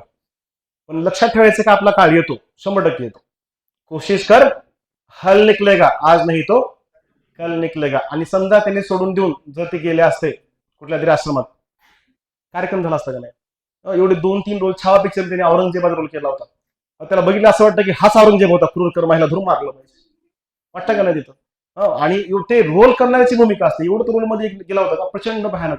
त्यामुळे लक्षात ठेवा, घ्यायचं एवढंच की आपल्या आयुष्यात कधी कधी डाऊन ट्रेड चालू असतो. कधी कधी एवढ्या एक्झाम देऊनही परीक्षा एके पास होत नाही किंवा निघत नाही, किंवा जवळ जाऊन रिझल्ट मायनस मध्ये जातो, किंवा इतर वेगळ्या कारणामध्ये सुद्धा आयुष्यामध्ये असे चढ-उतार येत असतात. मग त्या काळामध्ये कसं करायचं, फक्त आपण आपल्या स्पीचवर टिकून राहायचं. स्टेबल राहिलात की कालांतराने तिथपर्यंत तुम्ही जातात, 100% पोहोचतात. चलो बघा, इथं राष्ट्रीय लोकसंख्या धोरण जारी केलं होतं. 24% लोकसंख्येचा दशकीय दर 17.3% 69% किंवा 17.7 पर्यंत काय झाला होता, घटला होता. या प्रचंड लोकसंख्या वाढीचा कालखंड आहे. ह्याच्यानंतर तिसरा टप्पा बघा, तिसरा टप्पा चौथ्या अवस्था जरी मी लिहिला असतो, तिसरा टप्पा आहे बघा. 1900 कधीपासून 81 ते 2000 किती 11 या टप्प्यामध्ये लोकसंख्या काय झाली, तर सिद्धांतानुसार लोकसंख्या काय व्हायला पाहिजे, कमी व्हायला पाहिजे. भारताची लोकसंख्या बघा कुठे आहे, 84 कोटी, 102 कोटी आणि 121 कोटी. लोकसंख्या काय होती आपली, वाढतच चालले. जन्मदर मृत्यूदर काय होतात, 32, 22, 20 जन्मदर कमी होत चाललाय. मृत्यूदर बघा 11, 7, 7.4 मृत्यूदर सुद्धा कमी होतोय. हे दोन्ही कमी होत असताना लोकसंख्या मात्र काय होते, वाढते. दशकी दर बघा, दशकी दर 23%, 21%, 17%. दशकी दर काय होतोय, कमी होतोय. मग यावर आधारित 1981 नंतर आयोगाचे 3 वाक्य पडलेत आपल्याला. पहिलं विधान होतं आयोगाचं की या 1981 नंतर भारताच्या लोकसंख्येत वाढ झाली. हे विधान सत्य होतं. 81 नंतर भारताच्या दशकीय दरात घट झाली, हे सत्य होतं. जर दशकीय दर घटला असेल तर प्रतिवर्ष वाढीचा दर सुद्धा घटतोच, याच्या विरुद्ध ते वाढत नाही बरं का. जर दशकीय दर घटला असेल तर प्रतिवर्ष घट झाली असे शक्यतो. बाकी जन्मदर आणि मृत्यूदर दोन्ही कसे होते, घटत गेलेले आहेत. मग ते 5 वाक्य लक्षात ठेवा. इथून पुढे हळूहळू भारतातल्या तरुण लोकसंख्येच्या प्रमाणात काय व्हायला सुरुवात झाली, घट व्हायला सुरुवात झाली आहे. लक्षात ठेवा, महत्वाचं असेल. मग हा कालखंड काय दर्शवतो बघा, 81 ते 2011चा घटत्या दराने वाढणारी लोकसंख्या, घटत्या दराने लोकसंख्येत वाढ आहे, एवढं लक्षात ठेवा. घटत्या दराने लोकसंख्या वाढत गेल्या. चला, हे 3-4 टप्प्यापासून महत्वाचे असतील. हे तरी सिद्धांतामध्ये पण होते आणि दुसरं जनरल पण आपल्याला कामाला महत्वाचं आहे. तुम्हाला आता मृत्यूदर विचारला होता 81 नंतर भारताच्या मृत्यूदर, 91 नाही सॉरी 91च्या नंतर विचारलं होतं. मृत्यूदर काय झाला आपला, कमी होत गेला बरं का. त्याच्यानंतर परत जन्मदर काय झालाय, जन्मदर कमी होत गेलाय. 81 किंवा 91 नंतर तुला जन्मदर विचारो किंवा मृत्यूदर, दोन्ही मध्ये काय आहे, घटच आहे बरं का, लक्षात ठेवा. हे चुकून 81-91 पडले, इथे 81 बघा. 81 ते 1991 आहे, इथे 91 ते 2001 आहे. 2001 ते 2011 आहे. थोडं बाय मिस्टेक झालेलं, प्रिंटिंग मिस्टेक होती, लक्षात ठेवा. इथं मृत्यूदर कमी झालाय आणि जन्मदर सुद्धा कमी झालाय, फक्त लोकसंख्या मात्र वाढलेली आहे. आपण हे बघितलंय. शेवटच्या टप्प्यामध्ये मृत्यूदर जास्त राहतो, जन्मदर कमी होतो. चला नेक्स्ट. इथं बघा 3 महत्वाच्या संकल्पना आहेत, समजून घ्या संकल्पना. तुम्हाला जर पर्याप्त लोकसंख्या विचारली असेल, पर्याप्त बघितलंय, पर्याप्त लोकसंख्या, तर कोणत्या लोकसंख्येला पर्याप्त लोकसंख्या म्हणायचं, जी लोकसंख्या राष्ट्रासाठी कशी लोकसंख्या आहे, योग्य, किंवा राष्ट्रासाठी ती लोकसंख्या कशी असणार, उपयुक्त. योग्य किंवा उपयुक्त असणारी लोकसंख्या पर्याप्त लोकसंख्या असते. इथं लोकसंख्या आणि नैसर्गिक साधन संपत्ती दोन्ही कसं असेल, समान असते. लोकसंख्या आणि नैसर्गिक साधन संपत्ती दोन्ही समान असतील तर लोकसंख्या काय असणार, ती पर्याप्त लोकसंख्या आहे. उदाहरणार्थ अमेरिकेची लोकसंख्या पर्याप्त म्हणू शकतो आपण. तिथे नैसर्गिक साधन संपत्ती आणि लोकसंख्या दोन्ही कसं आहे, समान आहे, बरोबर आहे. भारताची लोकसंख्या कशी आहे, भारताची लोकसंख्या कशी अधिकतम लोकसंख्या भारताची, आपल्या लोकसंख्येचं प्रमाण नैसर्गिक साधन संपत्तीपेक्षा जास्त आहे. भारताची लोकसंख्या नैसर्गिक साधन संपत्तीपेक्षा जास्त असल्यामुळे भारताची लोकसंख्या काय आहे, अतिरिक्त लोकसंख्या आहे. काही देशामध्ये लोकसंख्या न्यूनतम आहे बरं का. उदाहरणार्थ रशियाची लोकसंख्या तुलनेनं न्यूनतम आहे. रशियाचं क्षेत्रफळ बघितलं तर जगात सर्वाधिक क्षेत्रफळ असणारा देश रशिया. लोकसंख्या कमी आहे, क्षेत्रफळ जास्त आहे. त्यामुळं रशियामध्ये भारतीय तरुणांना रोजगाराच्या नवीन संधी तिथं उपलब्ध झाल्यात नवीन करारानुसार. क्षेत्र लोकसंख्या कमी आहे, नैसर्गिक साधने लोकसंख्येपेक्षा जास्त असतात. नैसर्गिक साधने लोकसंख्येपेक्षा जास्त असतात. त्यामुळे काय होते, लोकसंख्या काय असते, कमी पडू लागते. त्याला काय म्हणायचं, न्यूनतम लोकसंख्या. आता लक्षात घ्या, थोडक्यात इथं नैसर्गिक साधनं जास्त असतात, लोकसंख्या कमी असते. इथं लोकसंख्या जास्त असते, नैसर्गिक साधनं कमी असतात. आणि इथं दोन्ही समान असते, बरोबर आहे. त्या लोकसंख्येला काय म्हणू आपण, पर्याप्त. भारताची लोकसंख्या कशी आहे, अतिरिक्त लोकसंख्या आहे. हे 3 दर लक्षात ठेवा. जन्मदर काढायचा असेल तर एका वर्षात जन्माला येणाऱ्या लोकांचं प्रमाण भागिले एकूण लोकसंख्या गुणिले किती, 1000. जन्मदर किंवा मृत्यूदर काढताना प्रति हजारामागे तो काढतात, हे लक्षात ठेवा, बरोबर आहे. एका वर्षात जन्माला येणाऱ्या लोकांची संख्या भागिले एकूण लोकसंख्या, राईट, गुणिले किती, 1000. आता आयोग काय देते पर्यायामध्ये, 1000च्या ऐवजी 100 दिलेलं असतंय, 1000च्या ऐवजी 1,00,000 दिलेलं असतंय. किंवा कधी कधी एका वर्षात जन्माला येणाऱ्या बालकाची संख्या एक खाली दिलेलं असतंय, बरोबर, आणि एकूण लोकसंख्येवर दिलेलं असतंय. चूक केलं असतं जाणून बुसून. तुम्हाला योग्य पर्याय निवडायचा आहे. एका वर्षात जन्माला येणाऱ्या बालकांची संख्या भागिले एकूण लोकसंख्या गुणिले किती, 1000. काय मिळेल, ढोबळ जन्मदर, त्याला क्रूड बर्थ रेट म्हणतात, ढोबळ जन्मदर. आणि मृत्यूदर काढायचा असेल सेम, एका वर्षात मृत्युमुखी पडणाऱ्या लोकांची संख्या भागिले एकूण लोकसंख्या गुणिले 1000. काय मिळतो, मृत्यूदर. त्याला CDR म्हणतात, क्रूड डेथ रेट, ढोबळ मृत्यूदर म्हणतो आपण त्याला. आणि जीवित प्रमाण जर काढायचं असेल, जिवंत असणाऱ्या लोकांचं प्रमाण काढायचं असेल तर मृत्युमुखी पडलेल्या लोकांचं प्रमाण काय करायचं, मायनस, म्हणजे जन्मदर मायनस मृत्यूदर. जन्मदरातून मृत्यूदर गेला काय होतो, जीवित प्रमाण दर उरतो. असेच आणखी काही सूत्र आहेत. जर समजा आपल्याला लिंग गुणोत्तर काढायचं असेल तर लिंग गुणोत्तर काढण्यासाठी सूत्र सांगा. हो, काय, एकूण स्त्रियांची संख्या भागिले एकूण पुरुषांची संख्या.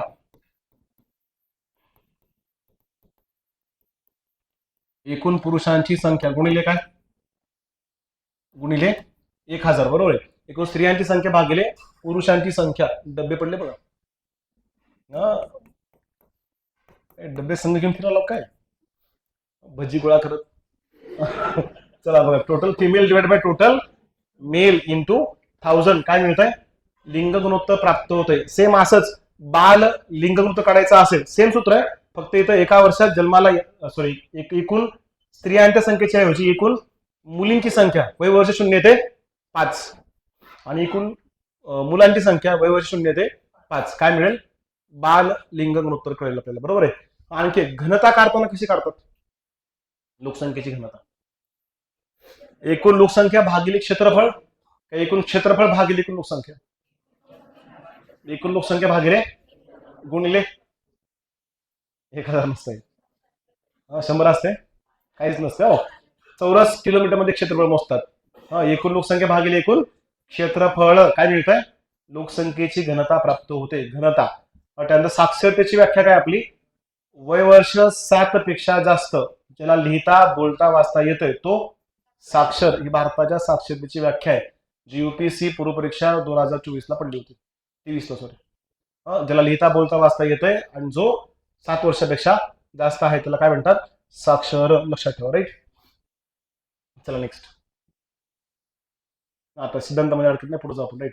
एवढं लक्षात ठेवा, पर्याप्त लोकसंख्या म्हणजे कोणती लोकसंख्या, ऍडविन कॅनन आणि कार्ल सॉडरसननं मांडलेला सिद्धांत आहे पर्याप्त लोकसंख्या. आता हे दरड उत्पन्न आहे आणि काही लोकसंख्या आहे बघा, लोकसंख्या वाढायला लागली की हळूहळू दरड उत्पन्नात बदल काय होतात. सुरुवातीला लोकसंख्या कमी असते, दरड उत्पन्न काय असते, कमी असते. हळूहळू दरड उत्पन्नामध्ये काय होते, वाढ होते. लोकसंख्या वाढत गेली की दरड उत्पन्न वाढतंय. एका निश्चित बिंदूला सर्वाधिक काय असतं दरड उत्पन्न. ज्या लोकसंख्येला सर्वाधिक दरड उत्पन्न आहे ती लोकसंख्या राष्ट्रासाठी काय असते पर्याप्त लोकसंख्या असते. उपयुक्त पर्याप्त. ज्या लोकसंख्येला लोकांचं दरडोई उत्पन्न सर्वात जास्त आहे ती लोकसंख्या काय असणार पर्याप्त लोकसंख्या आहे. लक्षात ठेवा. राईट. ह्याच्या पुढे बघा जर या बिंदूच्या पुढे लोकसंख्येत काय झाली रे आता वाढ झाली. समजा की इथं 40 कोटी लोकसंख्या आहे. 10 कोटी समजा 20 कोटी 30 कोटी आणि किती 40. असं 40 कोटी लोकसंख्येला लोकांचं उत्पन्न कसं आहे सर्वात जास्त आहे. 40 कोटीच्या नंतर 50 कोटी 60 कोटी 70 कोटी 200 कोटी होईल भारताची लवकरच. हो चला बघा लोकसंख्या सतत वाढायला लागली हळूहळू काय होणार आहे लोकसंख्या दरड उत्पन्न कमी होत जाईल. म्हणजे सुरुवातच्या पहिल्या काळात दरड उत्पन्न काय होत आहे वाढतंय. लोकसंख्या वाढते दरड उत्पन्न वाढतंय. एका निश्चित बिंदूला सर्वाधिक काय असणार दरड उत्पन्न. ज्या बिंदूला लोकांचं दरड उत्पन्न सर्वात जास्त आहे ती लोकसंख्या काय असणार पर्याप्त. या बिंदूच्या नंतर पुढे जर लोकसंख्या वाढली तर मात्र दरड उत्पन्न कमी होतंय. घट्ट फल मिळते आपल्याला. राईट. ही लोकसंख्या देशाला परवडणारी नसते ती अतिरिक्त असते. भारत सध्या इथे विचार करा भारताच्या बाबतीत बघा आपलं जीडीपी नुसार जगात क्रमांक किती लागतो रे वर्ष 2025 वर्ल्ड आउटलुक रिपोर्ट IMF. आपलं जीडीपी आहे $4.19 ट्रिलियन आहे आपलं बरोबर आहे. $4.19 ट्रिलियन. यानुसार भारताच्या अर्थव्यवस्था जगात कितव्या क्रमांकाला सेम प्रश्न पडलाय का याच्या आधी विचारलं होतं बघा 2024 ला की भारताचा जगामध्ये क्रमांक कितवा लागतो 5वा होता. आता कितवा लागतो 4था. एशियन रिपोर्ट नुसार भारताचा क्रमांक कितवा लागतो 3रा लागतो. एशियन डेव्हलपमेंट रिपोर्ट आहे आता अलीकडचा एक त्यानुसार भारताचा क्रमांक 3रा. आणि वर्ल्ड आउटलुक रिपोर्ट भारताचा क्रमांक 4था. क्रमांक 1 ला असणारा देश कुठला आहे अमेरिका आहे. क्रमांक 2चं राष्ट्र कुठलं आहे आपला जवळचा जानी मित्र आहे आपला चीन. त्याच्यानंतर कुठला आहे जपान. आणि त्याच्यानंतर भारताचा क्रमांक लागतो. भारत सध्या 4थ्या क्रमांकाला आहे. लक्षात ठेवा. कशानुसार वर्ल्ड आउटलुक रिपोर्ट 2025. आता आपण ह्याच्यानुसार विचार केला आपण समजा भारताच्या जीडीपी नुसार क्रमांक किती लागतोय 4था. हे जर आपण भारताचं दरड उत्पन्न बघितलो आपला क्रमांक लागतो 157. किती 157. वर्ल्ड बँकेनुसार 155. म्हणजे आपण 150च्या बाहेर फेकले जातो. कशानुसार दरड उत्पन्नानुसार. मग इथं 4था क्रमांकाला असणारा देश डायरेक्ट 155. कशामुळं भारताच्या अतिरिक्त लोकसंख्येमुळं बरोबर आहे. भारत लोकसंख्येच्या ट्रॅप मध्ये अडकलाय. जो मालथोस बोलतो का लोकसंख्या ट्रॅप त्या ट्रॅप मध्ये काही राष्ट्रांनी ते ट्रॅप तोडला बरं का. काही राष्ट्र ट्रॅप तोडून कुठे गेले वर गेले. काही राष्ट्रांमध्ये औद्योगिकरण झालंय त्या राष्ट्राचं उत्पादन वाढलंय राष्ट्राची लोकसंख्या पण वाढली. लोकसंख्या वाढी बरोबर त्यांचं राहणीमान काय झालंय उंचावलंय. अमेरिका ऑस्ट्रेलिया इतर काही देश बघा त्यांचं लोकांचं राहणीमान कसं आहे उच्च आहे. भारतातल्या लोकांचं राहणीमान म्हणावं तर वाढलं का नाही वाढलं बरोबर आहे. का नाही वाढलं आपली लोकसंख्या वाढत गेली आपल्याकडे प्रगती पण झाली उत्पादन वाढत चाललंय तंत्रज्ञान वाढत चाललंय. सगळं वाढताना सुद्धा भारताच्या संतान उत्पत्तीमध्ये वाढ होत गेल्यामुळे भारत कुठं अडकला ट्रॅप मध्ये अडकलाय बरोबर आहे. तंत्रज्ञान वाढूनही ट्रॅप काय होत गेलाय तसाच राहिला बरोबर आहे. ट्रॅप मध्ये बघा 2 गोष्टी होत्या लोकसंख्या संक्रमणाचा ट्रॅप आहे मालथसचा तो ट्रॅप पण पुढे असेल सांगतो. ट्रॅप पण इथं आहे बघा मालथसचा ट्रॅप कुठे गेला रे ट्रॅप येत आहे. आता हे बघा इथं काय होतंय फूड रिक्वायरमेंट वाढते आपली टोटल प्रोडक्शनही वाढते बरोबर आहे. पण मालथसचा ट्रॅप काय म्हणतो मालथस लोकसंख्या या सापळ्यामध्ये अडकते. लोकसंख्या सापळ्यातून वर जायला पाहिजे होती बरोबर आहे. याचा एका वाक्यात अर्थ समजून घ्यायचा असेल राष्ट्राच्या प्रगतीबरोबर लोकांचं राहणीमान उंचावण्याच्या ऐवजी संतानोत्पत्ती क्षमता वाढत चालली आणि राहणीमान निम्न राहतंय. बघा उत्पादन वाढल्यावर राहणीमान काय वाढायला पाहिजे. तंत्रज्ञान वाढल्यावर उत्पादन काय होतंय वाढतंय.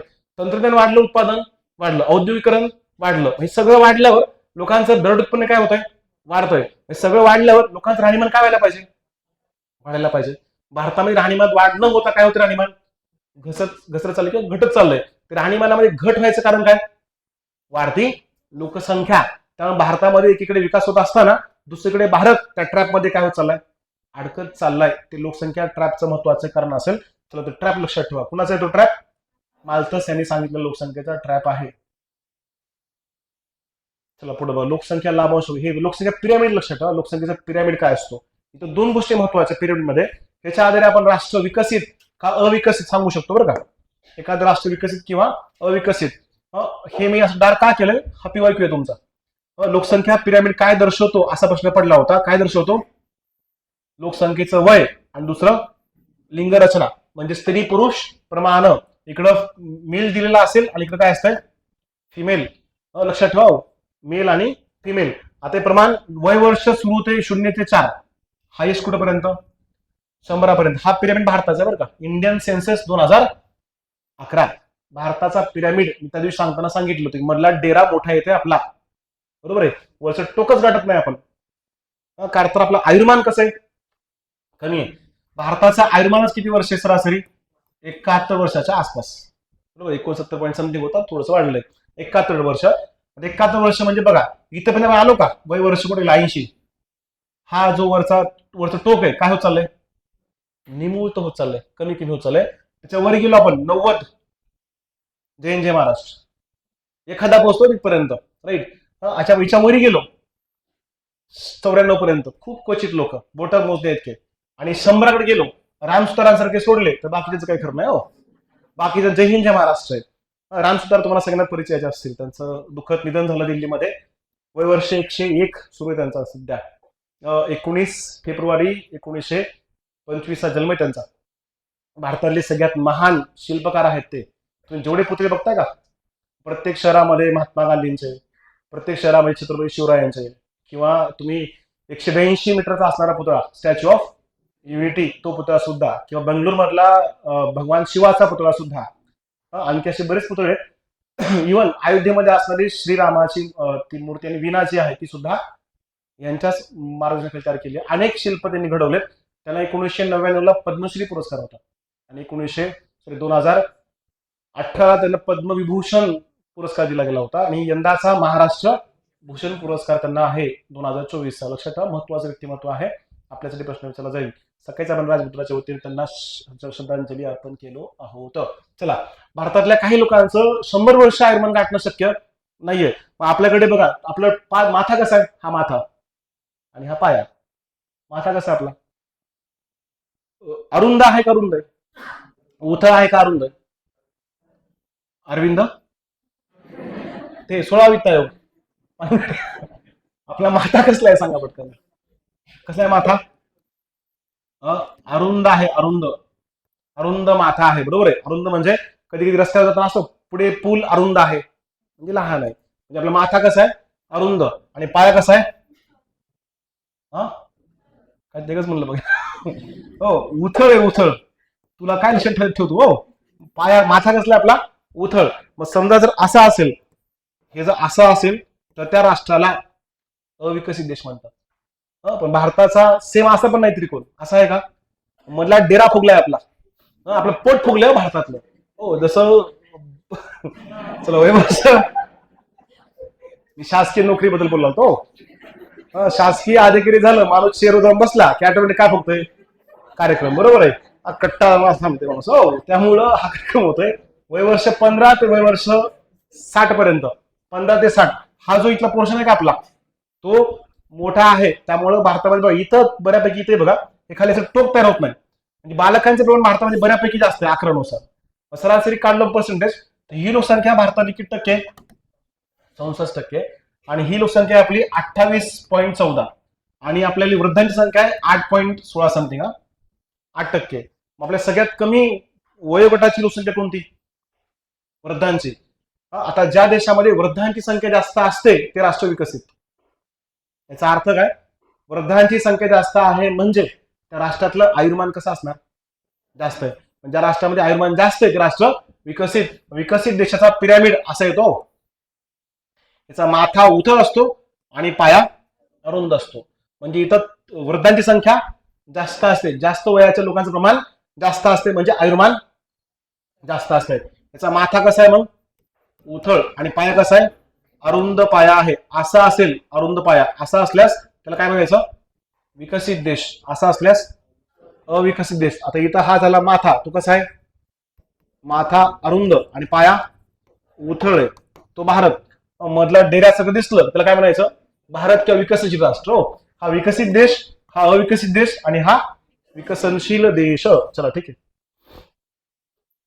आता लोकसंख्या लाभांश याचं एवढं लक्षात ठेवा, वयवर्ष 15 ते वयवर्ष 60 या लोकसंख्येला काय म्हणतात?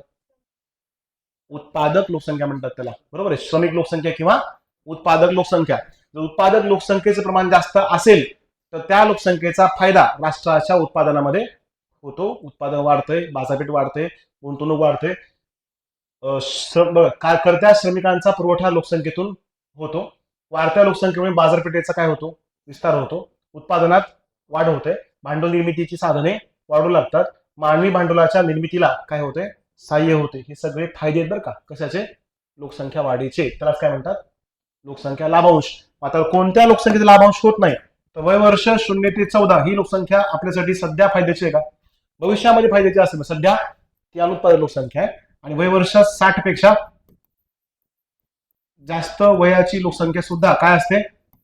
अनुत्पादक लोकसंख्या असते. लक्षात ठेवा, अनुत्पादक लोकसंख्या. उत्पादक लोकसंख्या म्हणजे कोणती? वयवर्ष 15 ते किती? 60 ही आहे उत्पादक लोकसंख्या. उत्पादक लोकसंख्येचं प्रमाण अनुत्पादक लोकसंख्येच्या प्रमाणापेक्षा कसं असेल? जास्त असेल तर त्या लोकसंख्येचा फायदा राष्ट्राला जास्त होतो. तेच लोकसंख्येचं काय म्हणतो त्याला? लाभांश म्हणतो. लक्षात ठेवा, राईट. लोकसंख्या लावित आहे बघा, लोकसंख्या लाभांश. लोकसंख्या लाभांश म्हणजे वाक्य बघा, देशातील उत्पादक किंवा कामकरी म्हणजे कोणती लोकसंख्या? त्याला कार्यकारी लोकसंख्या म्हणतात. वर्किंग एज पॉप्युलेशन 15 ते 60. कामकरी लोकसंख्येत वाढ होऊन देशाचा काय होतो? आर्थिक विकास होतो. आता आर्थिक विकास कधी होतो?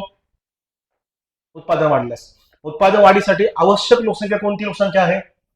उत्पादक लोकसंख्या. म्हणजे 15 ते 60 ही लोकसंख्या जेवढी वाढेल तेवढा राष्ट्राचं उत्पादन वाढून देशाचा आर्थिक विकास होतो. म्हणजे देशाला त्या लोकसंख्येचा फायदा होतो. फायदा म्हणजे पॉप्युलेशन बेनिफिट आहे. लोकसंख्या लाभांश आहे, तो लक्षात ठेवा. मेन्सला प्रश्न पडले त्याच्यावर. लोकसंख्या लाभांशाचे अर्थ काय तर ते अर्थ दिले होते. पुढे बघा, नेक्स्ट जनगणना 2011. आता भारताच्या लोकसंख्येचे टप्पे विचारामध्ये घेताना काही महत्वाचे कालखंड लक्षात ठेवा बघा. भारतात पहिल्यांदा लोकसंख्या मापनाचं कार्य कोणी केलं होतं? भारतात पहिल्यांदा लोकसंख्या मोजली होती कधी? 1872 ला. कोणी मोजली होती? लॉर्ड मेयोनी मोजली होती. Lord Mayo. ही भारताची पहिली जनगणना आहे का? नाही बरं का, याला भारताची पहिली जनगणना म्हणत नाहीत. भारताची पहिली जनगणना कधीची होती? 1881 ची भारताची पहिली जनगणना. 81 कोणी केली होती? Lord Ripon. भारताची पहिली जनगणना. तर इथून क्रम लावला आपण बघा, क्रम. तर क्रम लक्षात घ्या. इथं 1891 1891 इथं 1900 इथे 1900 किती?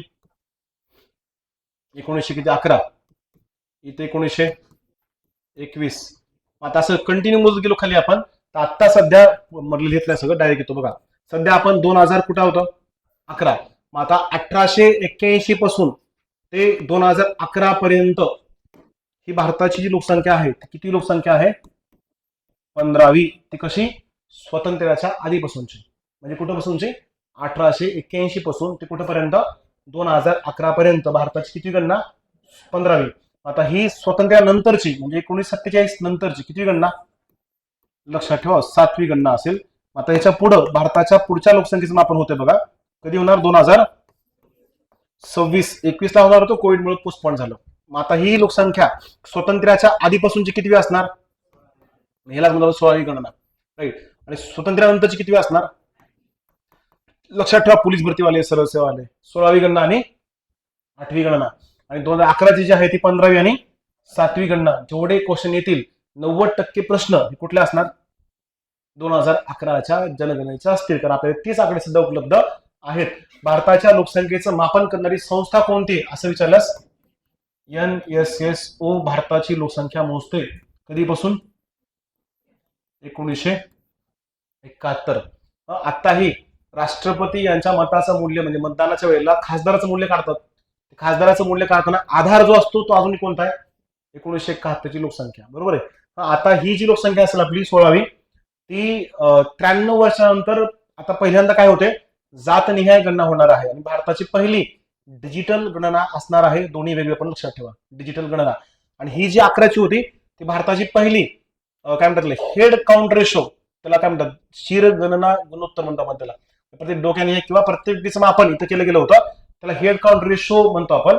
इथंच नॅशनल पॉप्युलेशन रजिस्टर मेंटेन केलं, त्याला NPR म्हणतात, नॅशनल पॉप्युलेशन रजिस्टर.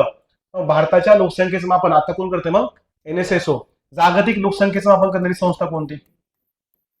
UNDP आहे. जगामध्ये बघा 1911 जुलै 1987 ला जगाची लोकसंख्या किती झाली होती? 500 कोटी. 500 कोटी म्हणजेच 5 अब्ज. त्या 500 कोटी लोकसंख्येची आठवण म्हणून UNDP न 11 जुलै हा दिवस काय म्हणून सेलिब्रेट केला? लक्षात ठेवा, 11 जुलै काय? जागतिक लोकसंख्या दिन. जागतिक लोकसंख्या दिन. जागतिक लोकसंख्या दिन. लोकसंख्या घटक मोठ्यावर का वेळ लागतो थोडासा. जागतिक लोकसंख्या दिन. तिथं आंतरराष्ट्रीय लोकसंख्येचं घड्याळ पण मेंटेन केलंय बरं का. जागतिक लोकसंख्येचे अंदाज व्यक्त केले. आता अलीकडे UNDPचा 2023 चा नवीन एक रिपोर्ट आहे. ह्या रिपोर्टनुसार भारताची लोकसंख्या किती आहे? 142.86 आणि चीनची 142.56. पॉईंटचा फरक आहे. 142.86 भारत आणि 142.56 चीन. भारताची लोकसंख्या वाढत चालली आहे. याच UNDPचा आता जगातला एक महत्वाचा रिपोर्ट आहे सन 2100 मधला. यावेळेला भारताची लोकसंख्या किती असेल याचे पण अंदाज पुढे आहेत, तेही सांगतो बरं. ठीक आहे, तर एवढं लक्षात ठेवा, महत्वाचं असेल. 1972 ला पहिली गणना, 81 ला पहिली गणना केली गेली. 72 पासून मोजलेल्या गणनेला 15 ते 7 मिनिट झाले आपल्याला, राईट. 2011 ची जनगणना घोषवाक्य काय होतं? आवर सेन्सस आवर फ्युचर. लक्षात ठेवा, आवर सेन्सस आवर फ्युचर. तुम्ही जर लिहून घेता असाल तर लिहून घेतलेलं कधी बेटर असते बरं का. महत्वाचे शॉर्ट नोट लिहून घेतलात की शॉर्ट नोट्स तयार होतात. नाहीतर मग आपण वाचायला घरला बसत नाही, तेवढा सेवा वाचून घेत नाही आपण. वाचायला माणसाला बोर होतं. मला बऱ्याच वेळा पोरं मेसेज टाकतात, सर सार्वजनिक वित्ताचा व्हिडिओ बनवा की. म्हणलं का वाचून घ्या, PD पाठवतो. म्हणजे वाचायला लय वेळ लागतोय, बघायला बरं वाटतं. मास्तरला कसे पळवता येते, कसे मास्तरला हलवायला येतं, उभं आडवं मोबाईल कसे करता येते. चला ते पण लवकरच मला मिळून जाईल, काय अडचण नाही. आपल्या पुढच्या आठवड्यामध्ये सेमिनार आहेत, 1 डे प्लॅन तयार आहे. तुम्हाला मोरे सर कदाचित बोलले असतील. 1 डे सेमिनार आहेत. आपण जास्त नाही, 5-6 टॉपिक घेतोय फक्त. ते पण सेम टायमिंग असतं ना, 3 ते 7च्या दरम्यान ते सेमिनार होणार आहेत. मला वाटतं बुधवारपासून काही सेमिनारला स्टार्ट आहे. आगामी कंबाईन गट ब, गट क आणि आगामी पुढच्या परीक्षा त्याला अनुसरून तो सेमिनार पण घेणार आहोत. चला, 2011च्या जनगणनेचे आयुक्त कोण होते असा प्रश्न विचारलास, डॉक्टर C चंद्रमौळी हे 2011च्या लोकसंख्येचे आयुक्त होते. Doctor C Chandramouli. 2011 नुसार भारताची लोकसंख्या किती? 121 कोटी. भारताची लोकसंख्या 121 कोटी. आणि महाराष्ट्राची लोकसंख्या, महाराष्ट्र किती रे? 11.24 कोटी. महाराष्ट्र राज्याची लोकसंख्या आहे, लक्षात ठेवा. महाराष्ट्र 11.24 आणि भारत 121 कोटी, राईट. आता सध्या भारताची लोकसंख्या 142 कोटीच्या आसपास असायची शक्यता आहे. भारताचा क्रमांक बघा, जगात सर्वाधिक लोकसंख्या असणाऱ्या देशात वर्ष 2011 नुसार क्रमांक 1 चा देश कोणता आहे? चीन आहे. क्रमांक 2 ला असणारा देश भारत. क्रमांक 3 चा देश अमेरिका आहे 2011 नुसार बरं का. क्रमांक 4 चा देश इंडोनेशिया, क्रमांक 4. आणि क्रमांक 5 ला ब्राझील हे राष्ट्र आहे, ब्राझील. लक्षात ठेवा, चीन, भारत, अमेरिका, इंडोनेशिया आणि ब्राझील, पहिले 5 देश. कधी? वर्ष 2011 नुसार. जागतिक लोकसंख्येपैकी भारताचा क्रमांक किती लागतो? दुसरा. सध्या भारताचा क्रमांक किती लागतो असं विचारल्यास पहिला. दशकी वाढ बघा आपली, वर्ष 2001 ते 11 किती दशकी वाढ? 17.69%. आणखी एक महत्वाचं, भारताचं असणारं क्षेत्रफळ 32,87,200 किती? 63. यानुसार आपला वाटा आहे जागतिक वाट्यापैकी 2.42%. या क्षेत्रफळात राहणाऱ्या एकूण लोकसंख्येचा जागतिक वाटा विचारला तर तो आहे 17.5%. जगाच्या एकूण लोकसंख्येपैकी भारताच्या वाट्याला येणारी लोकसंख्या 17.5. आत्ता आलेला क्वेश्चन आहे. RDCA आता रिसेंटली पडलेला क्वेश्चन होता बघा, 17.5 क्षेत्रफळ आणि ते घटक लक्षात ठेवा. बाकी महाराष्ट्रामध्ये बघा 11.24 म्हणजे 11,23,74,300 किती 33. यानुसार भारताच्या एकूण लोकसंख्येपैकी महाराष्ट्राच्या लोकसंख्येचा क्रमांक किती लागतो? दुसरा लागतो. यूपी क्रमांक 1 ला, महाराष्ट्र क्रमांक 2 ला आणि बिहार क्रमांक 3 चं राज्य आहे. प्रतिवर्ष वाढ किती आपली? हे 2.4 नाही, 1.4% प्रतिवर्ष वाढ आहे भारताची, 1.4. आणि जागतिक वाटा दिला बघा ऑलरेडी 17.5%. हे आकडे अतिशय महत्वाचे, लक्षात ठेवा. चलो ठीक आहे. नेक्स्ट बघा पुढं, जगाच्या लोकसंख्येचे काही महत्वाचे घटक. जगाची लोकसंख्या, आधुनिक जनगणना पहिल्यांदा जनगणना कधी झाली? कुठे झाली? जगात पहिली जनगणना कुठे झाली होती? अमेरिका. कधी? 1790 अमेरिका. इंग्लंड, बेल्जियम, फ्रान्स आणि भारतामध्ये कुणी केली होती? ते जनगणना नाहीये, मापन केलं होतं लॉर्ड मेयोने. जनगणना कधीची? 81 ची. जगात सर्वात जास्त लोकसंख्या असलेल्या शहरापैकी कोणतं शहर आहे? टोकियो. कोणत्या देशामध्ये? चला ठीक आहे. 2021 ची जनगणना ही भारताची किती असणार? 16वी. आणि स्वातंत्र्यानंतरची किती असणार? 8वी. डिजिटल. आता 21 वर्ष आहे का? आता नाही. आता वर्ष काय? 2026 असणार. तेही त्याचा पहिला टप्पा 1 ऑगस्ट 2026 चा आणि दुसरा टप्पा 1 मार्च 2027 चा. लक्षात ठेवा, पहिला टप्पा कधीचा? 1 ऑगस्ट 2026. दुसरा टप्पा 1 मार्च 2027. महाराष्ट्राचं मापन इथं केलं जाईल दुसऱ्या टप्प्यात. पहिल्या टप्प्यामध्ये उत्तरेकडले राज्य बघा, त्याच्यामध्ये जम्मू काश्मीर, लेह लडाख, इकडले वरचे राज्य जे आहेत त्याचा समावेश पहिल्या टप्प्यामध्ये असणार आहे. बाकी या आकडे आपण आता बघितले. भारताचं पहिलं लोकसंख्या धोरण कधीच होतं? 76. दुसरं लोकसंख्या धोरण 2000. महाविभाजन वर्ष 21. विस्फोटाचं वर्ष 71. पहिल्यांदा मापन कोणी केलं होतं? Lord Mayo. Lord Ripon 81. हे आपण सगळं आता बघितलेलं आहे. जागतिक लोकसंख्येच्या वाढीचे टप्पे बघा. जगाची लोकसंख्या कशा पद्धतीनं वाढत गेली आहे?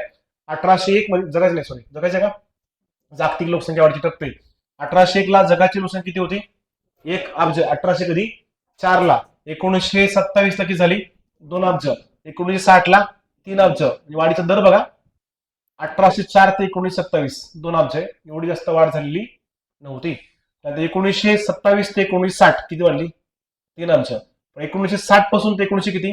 74 किती वाढली? म्हणजे 1 अब्जची वाढ आहे. किती वर्षात बघा? 60 पासून ते 14 वर्ष किती वाढली? 1 अब्ज. 74 पासून 87 पर्यंत किती वाढली? 5 अब्ज. कितीचा गॅप आहे? 13 वर्षात. म्हणजे आपण जर 1804 पासून बघितलो तर हळूहळू भारतात जगाच्या लोकसंख्येत खूप वेगाने काय होत चाललंय? वाढ होत चाललंय. 87 पासून ते 1999 पर्यंत किती वाढली?